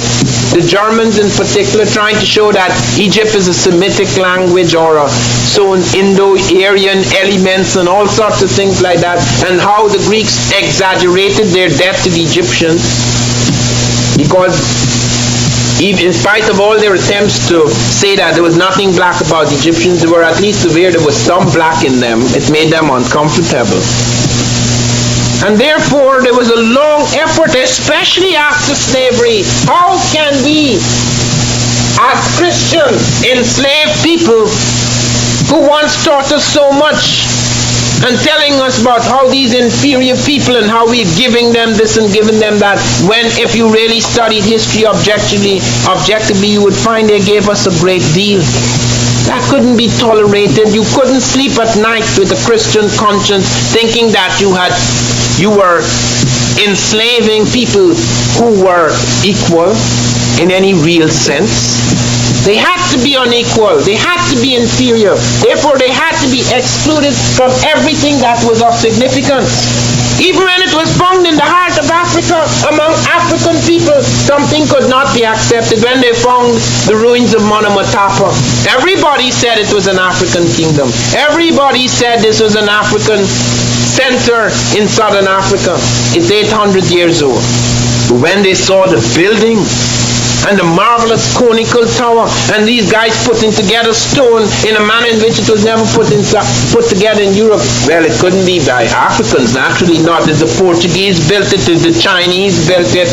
Is the Phoenicians built it? Is the Arabs built it? Not Africans.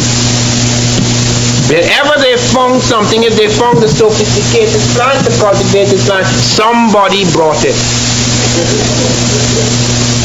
When I was studying African presence in early America, I was corresponding with the South African. He didn't know I was black, because my name Van Sertima, it sounds like a Boer name, it's a Dutch name.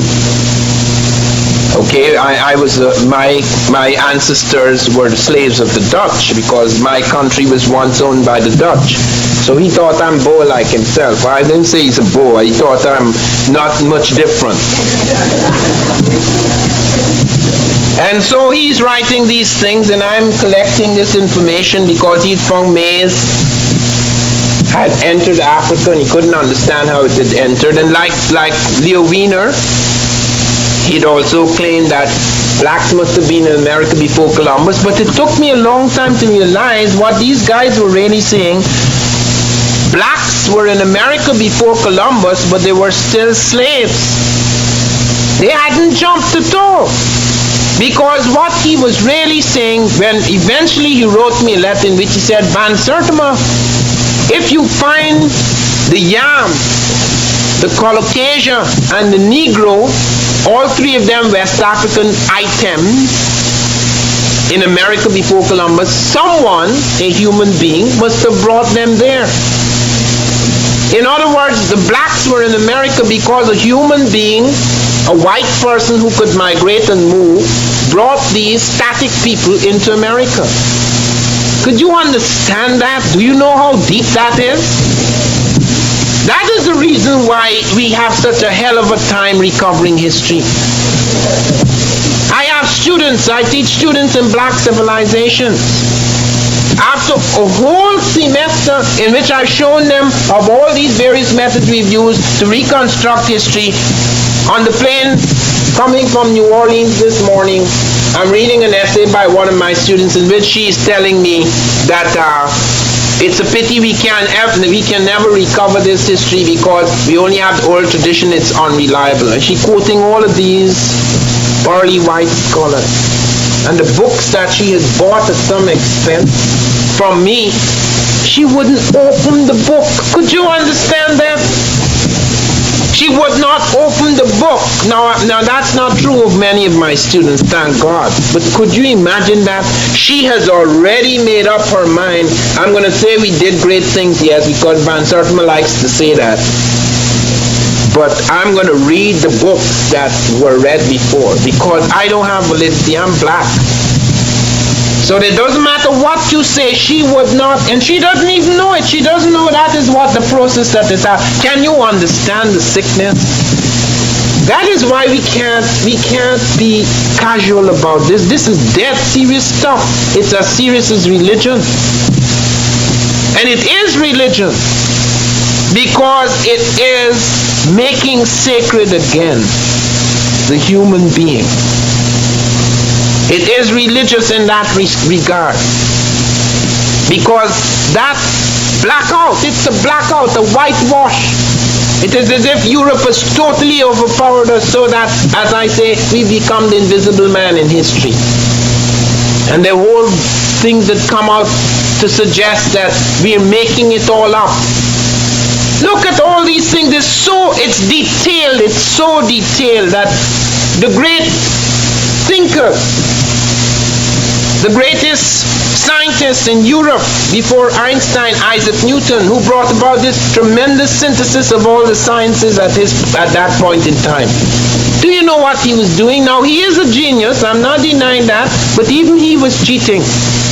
They found a book written on various elements of gravity, written by a Moor.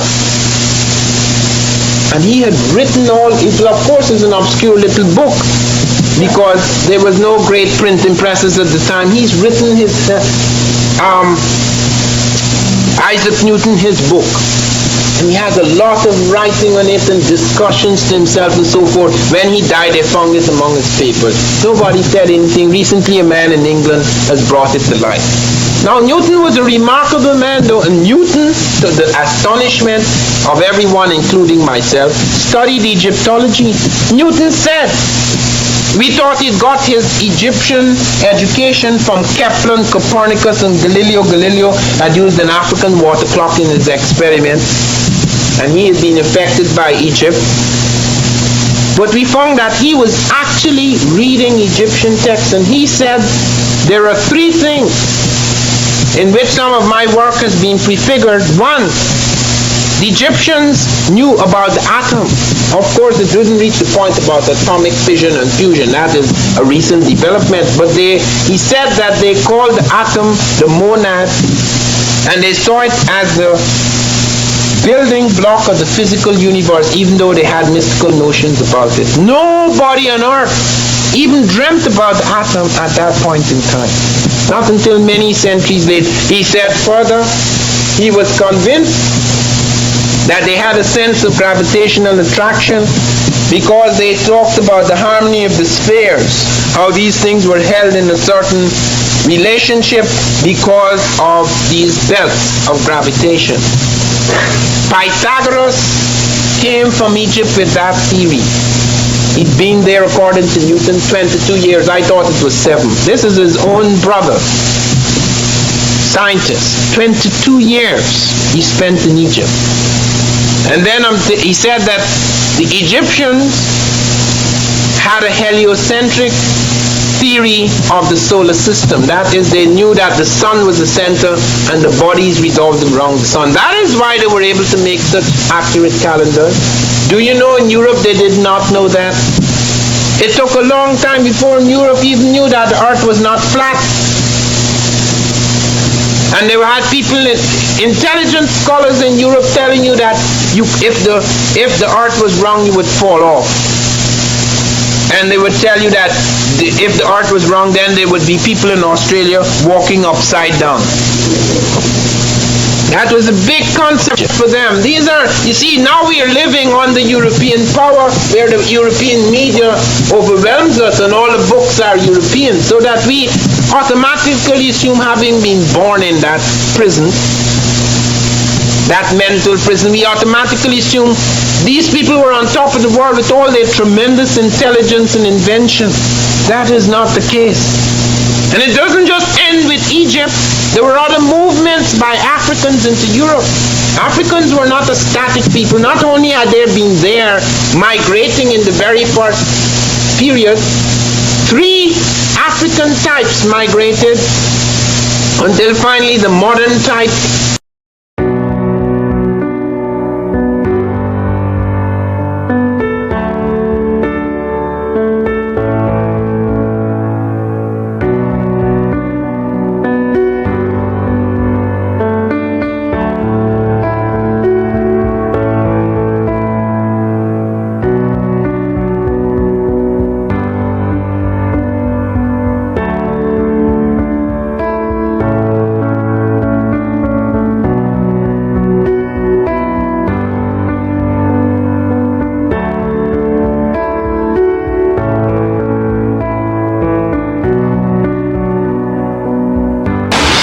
Europe is awakening from the Middle Ages and from the Dark Ages. The Africans are still ruling Spain, still block Europe from the Mediterranean, and yet the storm is gathering in Spain between 2 sets of Africans. And this storm is gathering because the Muslims are beginning to fight among themselves. Portugal frees herself from the domination of the Africans in 1240 because the Africans were the military arm of Spain from 711 to 1240, because around 1000 The Almoravids under Ibn bin Tishfan enters the scene. Mostly Africans, sprinkling of Arabs. But in the 1000s, but 1240, the Almohades enters. Now you have two competing military groups for the Mediterranean in Spain. In the 1400s, they began to argue among themselves. The Almoravids are puritanical Muslims. The Almohades are mixed with the second Arab invaders who came in from Arabia in the 1000s. They don't care too much about Islam. They're pretending Islam. That was the dumping ground, the waste matter of the Arab world. They're freebooters, marauders, and nobodies. They're coming looking for what they could get. Now, the argument is over customs of Islam. That group goes into Spain and violates all the basic rules of the faith. They not only marry Spanish women, they marry more than four. A violation of the faith, violation of the custom. They not only marry more than four, they let the Spanish woman remain in the Catholic Church. If she's good in bed, they don't care whether she stay in the church or not. But the African not only doesn't marry more than four, but whoever he marries, she has to not only convert to Islam, she must keep a proper Islamic diet. Failing that, he goes home to Africa to get his woman. There wasn't no Catholic woman in his bed, no Catholic woman in his kitchen. He's a Muslim straight away. Because when we get into a thing, we go all the way. We all poking out Mammon. Either do it right or don't do it. Now, the argument now is between these factions. You got Islamic factions arguing. Now, about 1450, this argument is getting heated to the point where one half of Spain, under the Castilians, have freed themselves from the domination. The Castilians boast that they have no Moorish blood. It's a lie, but that's what they say.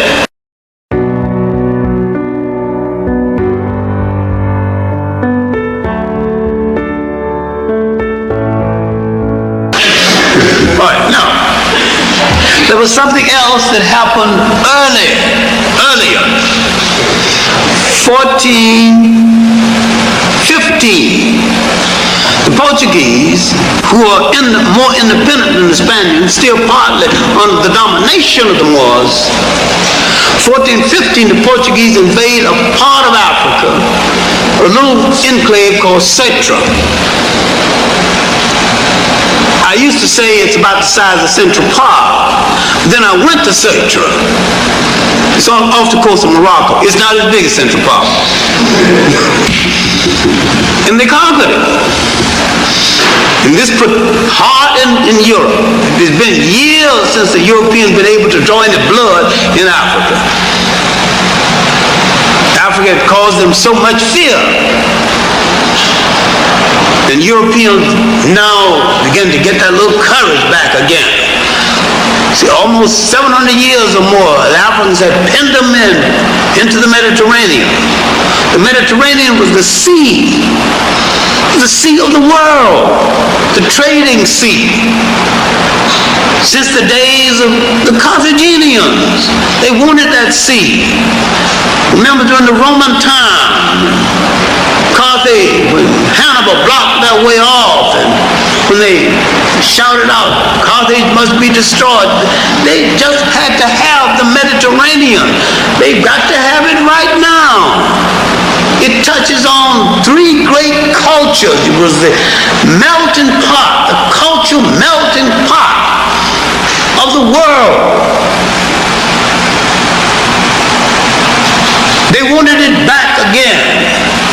They wanted to get back into the Mediterranean, back into the trade of the Mediterranean. All right, 1455. We have to go slow right here because something is going to happen. 1455. Spain and Portugal now free enough now to go to the Pope and begin to talk about, we're going to take over the world next. They're so sure of themselves, they're talking about lines of demarcation. Go to the Pope,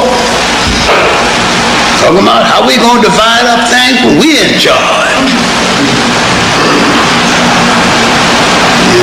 In this ensuing conversation before the Pope sells the argument. You are both authorized to reduce to servitude all infidel people.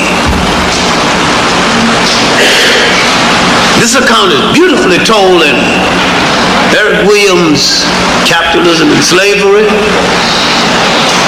and told again in his work, The Caribbeans from Columbus to Castro. I don't know what you think about Henrik Williams. A whole lot of people didn't think too much of him as the Prime Minister of Trinidad. And a whole lot of people don't forget that Henrik Williams, while he may not have been a good Prime Minister of Trinidad, he was one of the best historians ever come out of the Caribbean islands.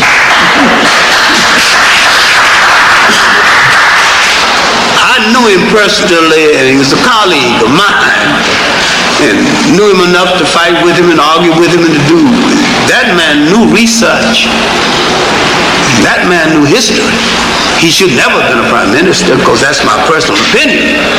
Because I just happen to think that he was out of place as a politician. He should have been in the classroom. He could do more research faster and get more things correctly placed than any historian I know about. He wrote the history of Trinidad and Tobago in 2 months. And wasn't a single error in it. Some writers take 3 years to do a book like that. It's insight into history. And while in his last years he wanted to ban his own book, Capitalism and Slavery, I still think it was, in fact, he wanted to put you in jail for bringing it into Trinidad. I still think it's one of the great masterpieces of economic history. And, my main point here is that the Pope had literally sanctioned the mentality that would go into the making of the slave trade. Now, as we move further, something else is going to happen. These are unnoticed events in history. The maps of the Jewish gold merchants who had a monopoly on gold trade in North Africa and in Inner Africa, called the Western Sudan, would fall into the hands of Prince Henry of Portugal, called Henry the Navigator, though there is no evidence that he ever went to sea.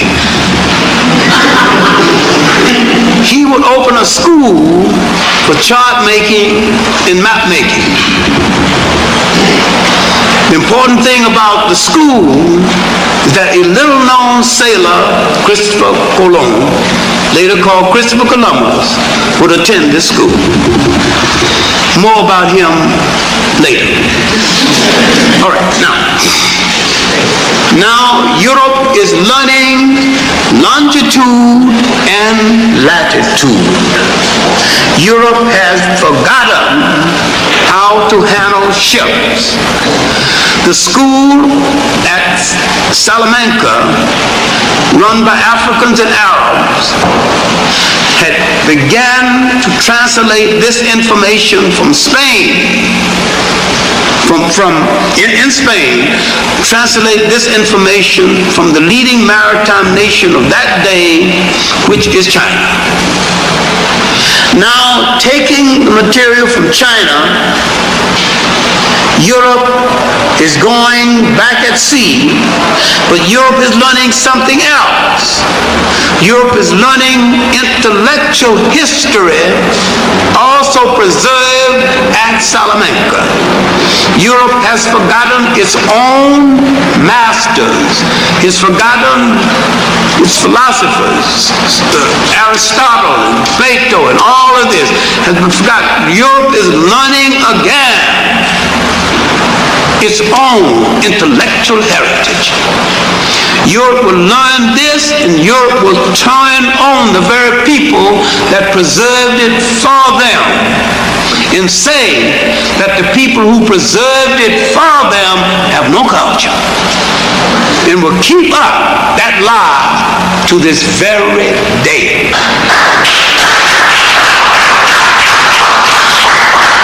And you would read the intellectual history of the world without hearing the name Salamanca, the great university in Spain, or the great university in Africa, Saint-Coré. These are the two universities that preserve the great culture of the medieval world that Europe would choose to forget, and did forget, but the most tragic of all, it made you forget them. And when they mention them to you, you have no memory of it. And the greatest crime committed against you was to destroy your confidence in your historical memory of what you have been, so that you can forget what you are and also forget what you still can be.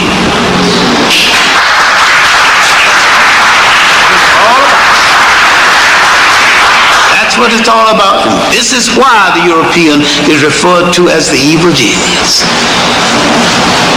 The game he started then, 500 years ago, he's still playing. Now, if you look at the motion picture now, listen to what I'm saying.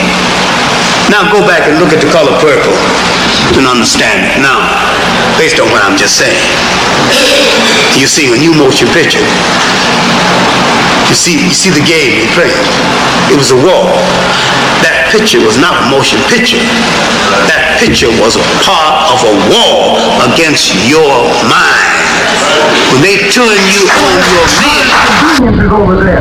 That's what they tell you. And then they tell you too much like us white folks. What would you do? How would you live if you go back over there? And some of these old dumb brainwashed, taking to head 20th century intellectual Negroes. First thing they tell you when you say something about, let's go back home, I haven't lost anything in that. No, you lost it all right here.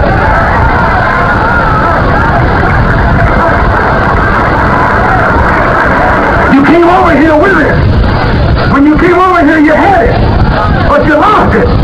You lost your name. You lost your language. You lost your mind. You lost your culture. Don't tell me you didn't lost your mind. You came over here black-minded. Now you're white-minded. Been brainwashed. All of the color has been taken out of your heart and out of your mind. Now you're running around not satisfied unless you can talk like white folks. Unless you can walk like white folks. Unless you can eat and sleep like white folks. You're a white black man.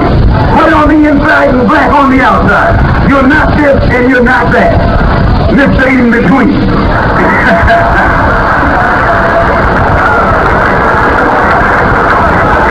And don't nobody want it, because you don't want yourself. Like the book says, don't mess with Mr. In between. Nobody wants Mr. In between. You're a middleman. They won't let you be white and you don't want to be black. You don't want to be an African and you can't be an American. So you run around here like a nut on the law, sitting sin. You're in bad shape. Imagine the white man telling you and me that Africa is a jungle, and everything over there is backwards. And if you go over there, you won't like the living conditions. How are they living over there? Why, we got to fight them over there to get them out. If there's no way over there, why don't they get out of there? Why did Lumumba have to fight to get the Belgians out of the Congo? So it's one of the most beautiful places on this earth. If it wasn't beautiful, the white man wouldn't be there. You got the white man all over there. He's everywhere over there, living like a king. But they're getting ready to send him. Send him. No, it's not a jungle. It's civilized. It's cultured. It's developed. It's intelligent. High moral. High everything. Good people. Friendly people. Hospitable people. Brother to a brother. That's how they kidnapped us. We were too hospitable. We saw the old white man coming over the hill, and we accepted him into our city as a friend.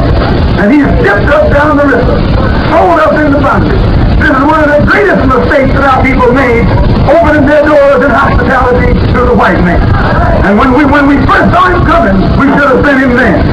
And we never would have had to catch the hell we've been catching over here in America for the past 400 years.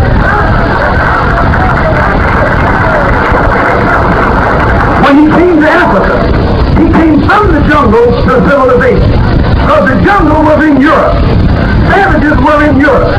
Cannibals were in Europe. Cannibals were in Africa. Cannibals were in Europe.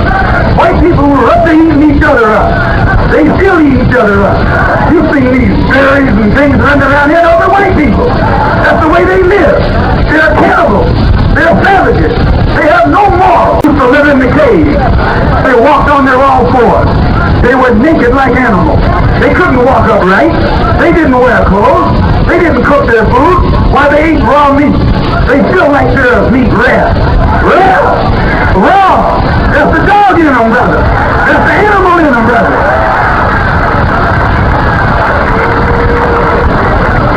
Now there are a race of cave dwellers. Didn't know how to bury their dead. For 2,000 years they lived up in the caves of Europe. And during that time, you and my people were living in luxury, living with high culture, living in a high civilization. Why, Africa is the root of civilization. Africa is the home of civilization. Africa has been civilized a long time. They have all kinds of civilizations in Africa. They have the Egyptian civilization, the Carthaginian civilization, the Mali Empire, the empires of Benin, of Mali, Songhai. Why, you can call out empires all day long from the African continent that were in a high state of culture when these blue-eyed things were crawling around up in Europe, living in huts, eating raw meat. I love to talk about it. I love to talk about it. Yes, I love to talk about it. Talk about them like a dog. And they should be able to take it. Now they know how we feel. Why, when I was a little boy, they called me nigger so much, I thought that was my name. That's all they knew how to call you. Now they get an inkling of how we feel, and the chickens that they sent out there are coming home to roost. They are a race of cave dwellers, raw meat eaters, naked, no clothes wearers. That's where they came from. They are not fit to be walking around here telling you to look like they do or imitate them. No, they learn civilization from you. They learn culture from you. They learn how to wear clothes from you. They learn how to cook their food from you. They learn mathematics from you. They learn science from you. Why, the black man in Africa has mastered the arts and sciences.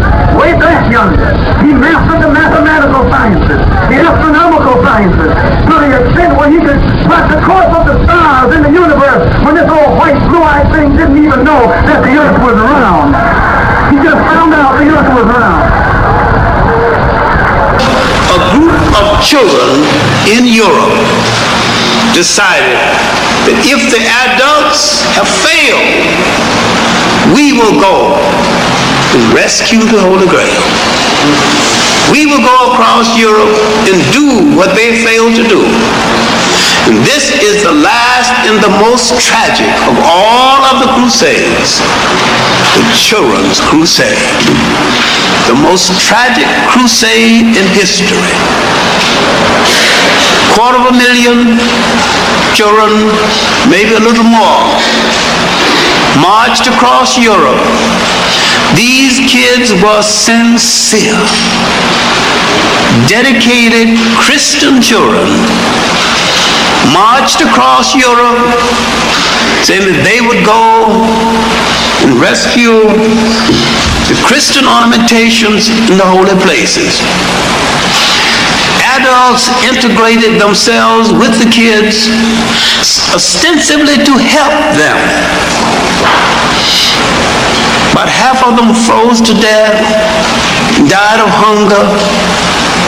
And when they got to the warm waters of the Mediterranean in the spring, they discovered that the adults came in to help them were really slave traders who sold the rest to the infidel Arabs that they were supposed to be fighting.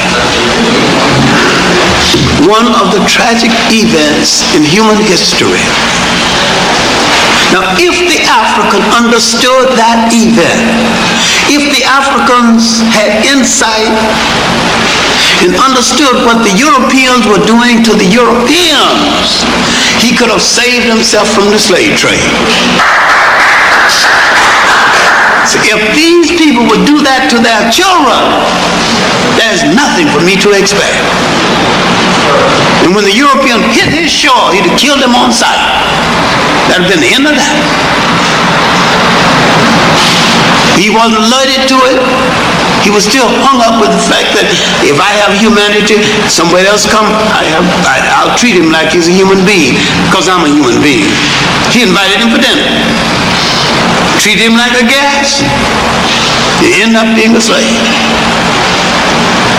That same kind of sentiment is still among African people to this very day. The Aztecs in Mexico did the same thing with Cortez, and he took over Mexico. Less than 2,000 men took over all Mexico. Came as a guest, stayed as the conqueror. We non-Western people never learned. Hadn't learned to this very day. They don't want you to be anything with them. Once they destroy the effectiveness of the image of your men, there's nothing they want you to be with them but a whore and a slut. End of a people. That's the end of a people.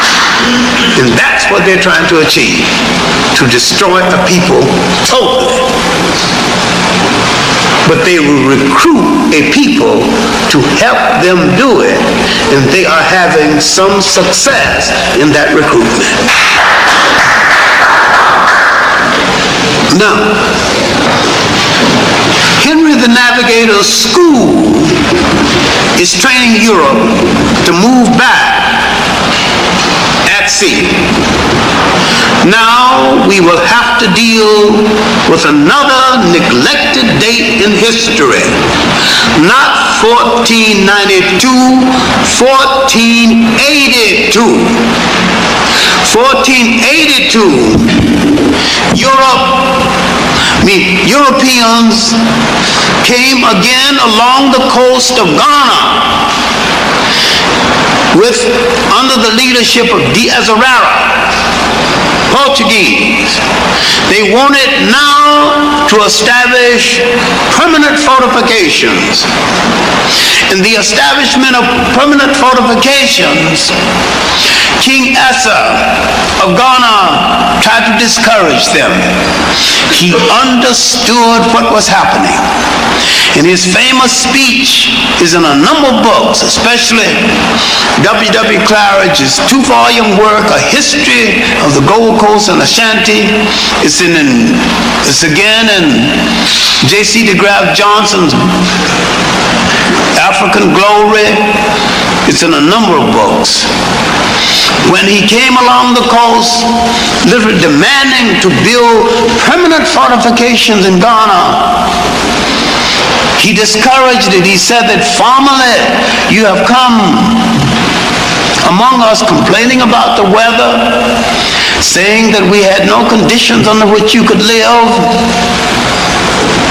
Now you come in splendid attire. Now they will come all dressed up and saying they were sent by the gods. Now they're saying that they come into rule now. They want permanent fortifications. And what did they want to build? Elmina Castle, the largest slave fortress in all Africa. I was there this summer. Elmina, the mine. They want the gold, they want the yellow gold, and they want the black gold. Slaves. And while he tried to discourage them, he wanted to engage in legitimate trade as before. He said, in that way, if we see each other infrequently, we can preserve our friendship. They wasn't buying it. When he wouldn't buy the Bible story, they forced their way in, offshore, 500 troops. And in this, among these troops and sailors, a little-known soldier, little-known sailor, Christopher Colon, later known Christopher Columbus. Read Columbus's diary, and he says, as man and boy, I sailed up and down the Guinea coast for 23 years. What was Christopher Columbus doing up and down the Guinea coast for 23 years? He was in the early Portuguese slave trade. This man might be one of the biggest fakers and one of the biggest con men in history. Why didn't he go to the East Indies with Isabella's money and Isabella's endorsement? Why did he go to the West Indies in the first place? What did he know about going to the West Indies? What did he learn about the West Indies? He learned from African sailors who had already gone to the West Indies. Then that's proof that African sailors had already gone to the West Indies. They told him how to pick up a sea current. You pick up a sea current someplace along the coast, it would take you straight to the West Indies. You have to wait 6 months, it reverses itself and bring you back. That's why ships were wrecked off the coast of Portugal on his way home. He may well have double-crossed Isabella. He double-crossed his sailors too, because he made them sign a paper saying that he was in the East Indies, and if they didn't sign it, he wanted to cut their tongues out. All of this is documented. Read Van Sertima's They Came Before Columbus. Read it again. Read it carefully. But there's a 3-volume work also, hard to get now, Africa in the discovery of America. Because there's other works on the subject. There's a whole small library of books dealing with the pre-Columbian presence of Africans in the New World. There's a new book coming out right now at the University of California. Christopher Columbus discovered absolutely nothing. Never set foot on North America or South America. He opened up North America, South America for European exploitation. But the great tragedy was the entry of 1482. The building of Elmina Castle, the building in the beginning of permanent fortifications for Europeans. And another aspect of the slave trade forgotten was the entry of the Scandinavians and the entry of the Dutch. These wooden shoe-wearing people who so clean, grow tulips, who so clean they even named a cleanser after them, Dutch cleanser, one of the bloodiest, murderous slave traders that you can think about. So the coming of the Europeans was one of the disastrous acts of history. When people are telling you about their Holocaust, all you have to say is that when you finish talking about your 6 million, I'll start my count with 60 million, and I'm just starting my count. We talk about Holocaust, same as we talk about fish stories. Those who caught the biggest fish do the most talking. I was at Elmina Castle, and I was at Goree Islands. Goree Island, one of the smaller of the slave folks, 20 million just passed that one. They got 46 castles. 20 million passed through Goree. I was at Elmina, the biggest one. There's no counting of how many passed through Goree, passed through Elmina. That's the monster. Its first dungeon holds 1,000. This the dungeon for the women holds 500. Just for the women. And one compartment for the virgin girls, for the ship's captains and the governors to pick their choice which one they want to rape that night. That holds 250. So the coming of the Europeans, one of the great tragedies then in the history of the whole world. Now the economy of Africa is getting the economy of Europe off the ground. Europe now is emerging from the tragedy of the Middle Ages. It's emerging people poor, resource poor, and land poor. It's emerging into the world, and there is nothing for Europe to feed on within Europe. Europe has tried to enslave Europeans. It didn't work. Europeans hasn't got the physical energy to bring it off. The Africans, fortunately, have the physical energy to bring it off, and still have the physical energy. Europeans have treated Europeans so badly that when they try to enslave other Europeans to do the work, the Europeans can't bring it off physically. They cannot last. It does not mean that the Africans did not die wholesale. They did. But you had a reservoir to get more Africans. You just simply go back to the European reservoir. You got another weakling. He didn't have enough strength to hold up under the pressure of this grueling business. And it kept on and on. Nobody spared him, and nobody showed him any mercy. All right. The business was around France, it was around England, it was around Portugal, and Spain. in Spain.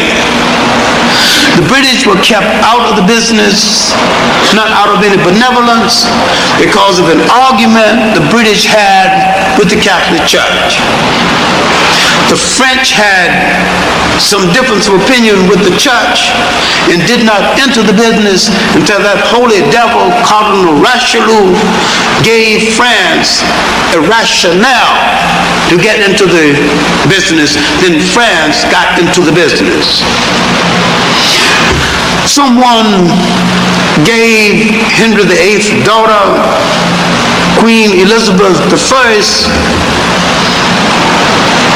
a proposal for England's getting into the slave trade, and she rejected it. Then someone showed her how much profit could be made, and she accepted it. Then the lead ship in the British entry into the slave trade was her personal property, the good ship Jesus. That was the name. Now, among the female power brokers of Europe, Elizabeth stands out. But don't forget who she was and what she did. Europe had practically no great outstanding women power broker, and the one they did have was Elizabeth. She knew how to handle power, but in handling it, don't forget what she did to us and how she handled that power and how that power was directed. Finally, once the British broke clear of the Catholic Church, the British no longer had to secure what is called the isientos, literally permission to engage in the trade. Now, the British went into the business with a vengeance. The British, led by Captain Hawkins, moved into the business with a vengeance. And when the British got into the business, it became a business. It was no longer sloppy. They drove the Portuguese out of West Africa. The Portuguese moved down to the Congo, subsequently Angola. And now the British pressured them. The French moved in.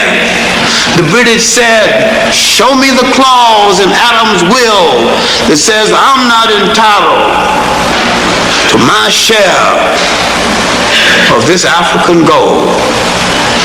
And the French said, who gave the Pope right to give away what wasn't his in the first place?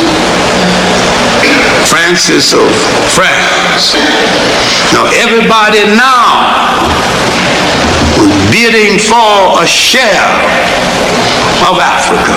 Look at the Portuguese in the Congo. They came to the Congo ostensibly to establish a partnership. And the Africans, believing them, did establish a partnership. Finally, the Africans who had taken Portuguese names adopted the religion,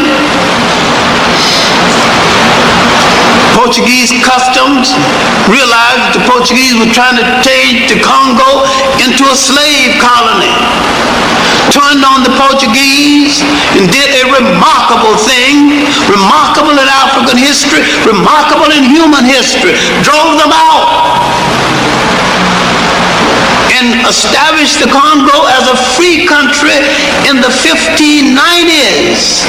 And the Congo remained free from the 1590s until 1884. In the 1600s, a great king came to power, Shamba Belongongo. And from 1600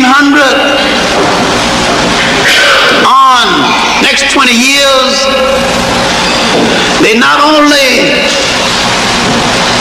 threw away the Portuguese religion, threw Portuguese cooking utensils into the sea, tore down the Portuguese churches, went back and became purely African, and had a golden age.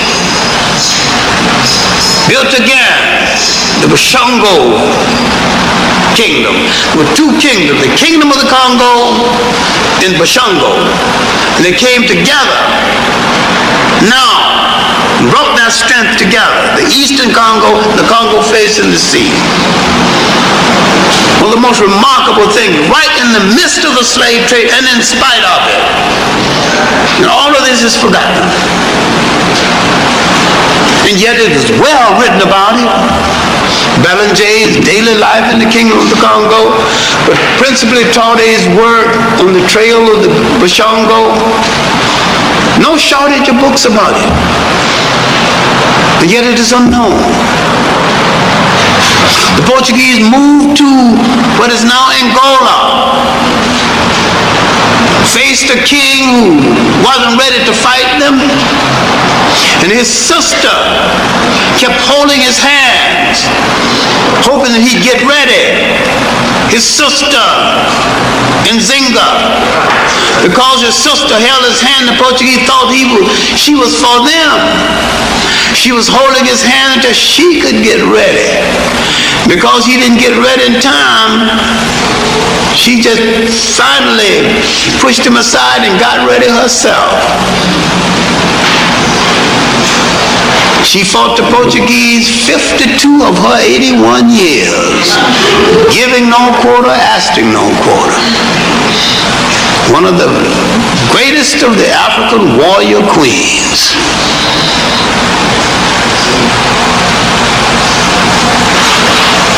She was from a group called the Jajars. She wanted to stretch an empire across the southern belly of Africa.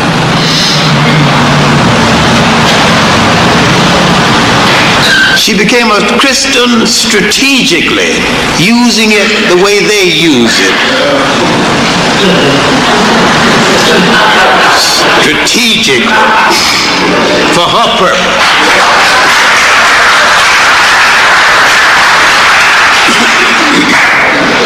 Went to Portugal for a treaty, saw people hungry. She said, you people don't live on Christianity. What are these people doing hungry? What kind of Christians are you? We wouldn't permit this in our country. She peeped their card. She knew they were liars. Then she put one against the other. She bought guns from the Portuguese, and bought guns from the Dutch, and then some from the Finns. She manipulated them. Finally, they tried to force her into a battle. She wasn't ready for it. And again, they killed her sister and threw the mangled body of her sister at the palace door. Near the end of her life, she was forced to fight a battle that she didn't want. It ended up being neither victory or defeat. But this woman kept the Portuguese from the hinterlands of Angola for most of her life and kept the slave trade from spreading into Angola. The last of the great monumental female warriors of this part of Africa. And yet, forgotten in history. But they know her. They know they met a warrior. J. Rogers did a pretty good biography of her, but the best biography of her is was in French and it hadn't been translated, written by the young writer from Guinea, a personal friend of mine, Abraham Baby KK. But we need to, I did a long article on her in Essence about 5-6 years ago. No, about 10 years ago now, I'm 75. That's 12 years. Oh God, things go fast. But no, in Southern Africa, The Dutch East India Company needed a filling station, and that filling station was really found by, they needed a filling station for those stopping en route to India. The French Huguenots had been there before, others had been there before, but that was the reason Southern Africa was found. And there were some dissident people in Holland, Calvinists. You have to understand the Calvinists were religious dissidents who think that God ordained them to look over the lesser breeds, and they declared that Africans are lesser breeds. And many of the Jews who had been in Spain helped to establish the Dutch East India Company and owned stock in the Dutch East India Company. After the Portuguese were driven out of the Congo and were forced partly out of Angola, they came around to establish themselves in what is now Zimbabwe and Mozambique. Then they met the Arab slave trade moving down from the north. They established a partnership with the Omani Arabs, and they sold a lot of the slaves that went to Brazil were sold to the Portuguese by the Arabs. If you saw that fourth segment of the Africans when Al-Mazrui rationalized the Arab slave trade, he said there's only 2 million in the Arabian Peninsula, and kept asking, where did these slaves go? He wouldn't dare ask that stupid question to somebody who knows the history. Many of these slaves went to India, some even went to China, but a lot of them were sold to the Portuguese and went to the New World. A lot of them are in Brazil today because the Arab slave trade went into the millions, and it's now just 2 million. If you read UNESCO documents too, you will see some good statistics on the Arab slave trade. But the brothers who belong to the faith still hadn't been willing to do this because they haven't been willing to deal in depth with the Arab slave trade. But the coming of the Europeans to East Africa was met with the Portuguese developed not only a slave trade in East Africa, but into a partnership with the Arab slave trade. Now let's deal with North Africa, because we want to deal with the coming of the Europeans to the total of Africa. In North Africa, then part of the Ottoman Empire of the Turks, the Europeans, the Turks were Europeans, but then the Turks were challenged by the French and the English. When the Turks were challenged by the French and the English, you see a new kind of colonialism being overlaid by that one kind of colonialism challenging another kind of colonialism. Now you see competition between slave traders and slave traders, and Africans caught in a vice of history, and competition between traders and traders. And the European, especially the British, controlling the business more and more. The absentee European now entering the business. You can now buy ships in the business without seeing the ships. You can buy plantations without seeing the plantations. You have slave stock on the British exchange. You got the birth of Lords of London gambling on the exchange. Then you have the birth of something that's going to change the system. You have the U.S.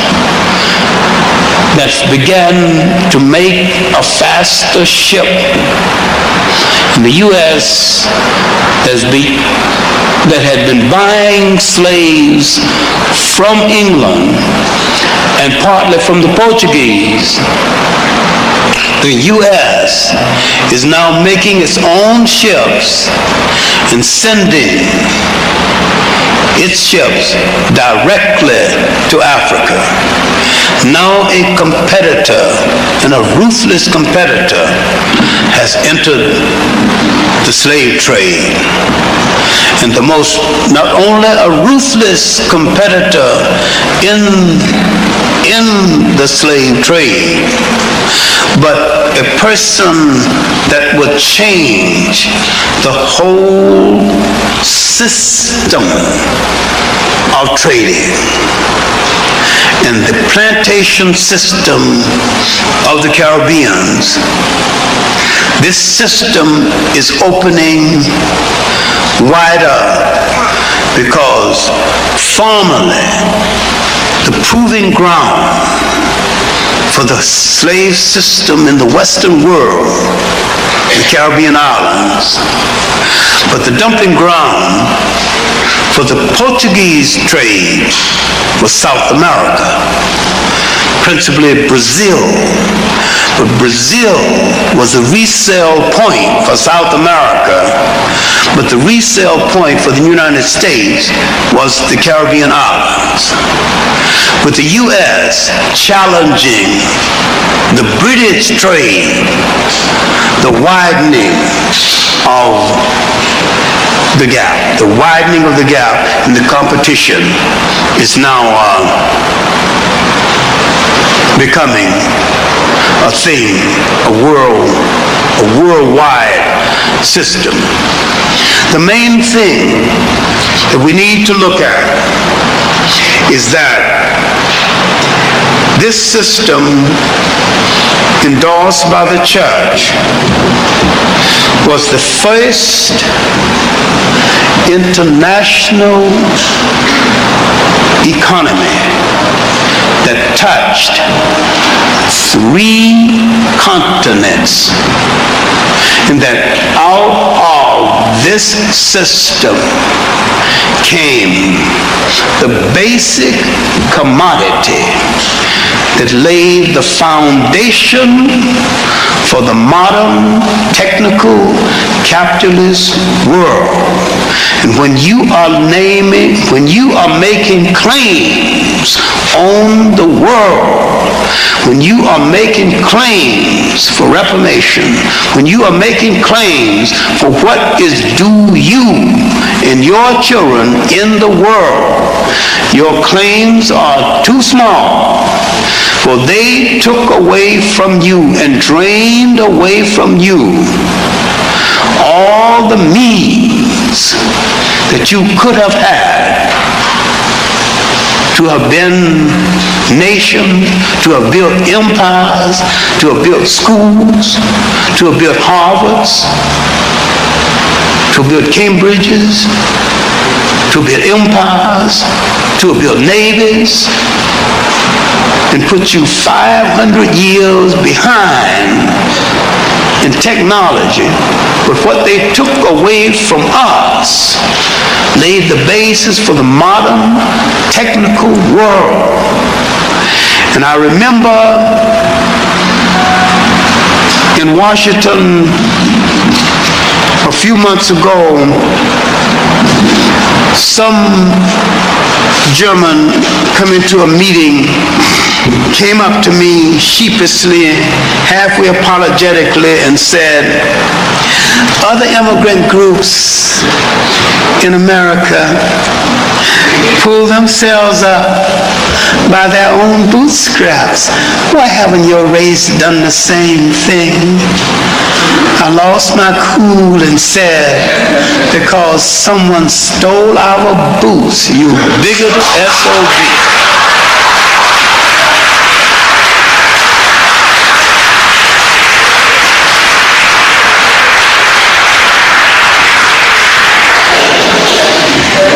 Now, when you look at the economy, you look at the skyscrapers, you look at all the diamonds people have,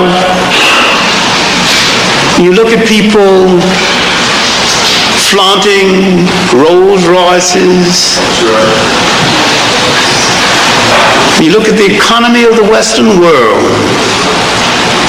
except for the slave trade. It might be there in some form, but it would not be there quite that way, except for what they took from us. And you have to say that it belonged to me once in some way. Our mission for our children is going to have to be to get it all back.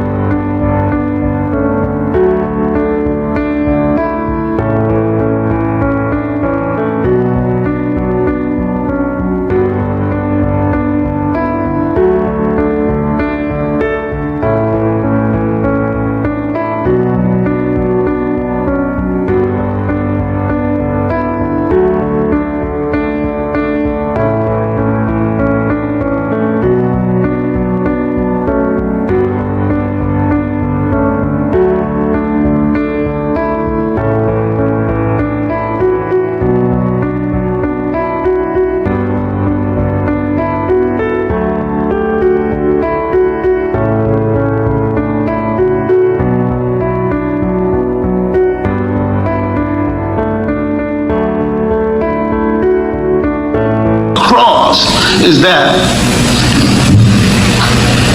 in the 8th century to the 12th century saw the intellectual emergence of Europe at a time Egypt was in its 23rd dynasty and dying after nearly 10,000 years of some forms of organized society.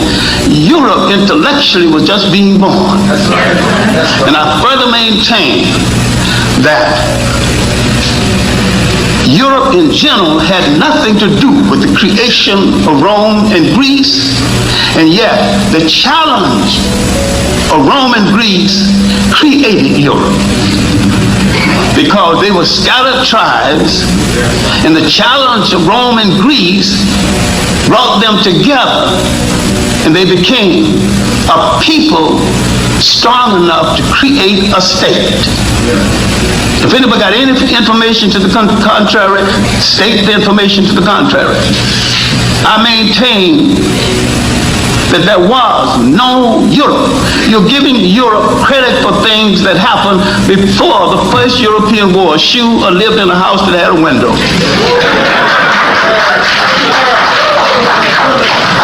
And I'm saying that you have not read, not just Massey, Joe Massey, his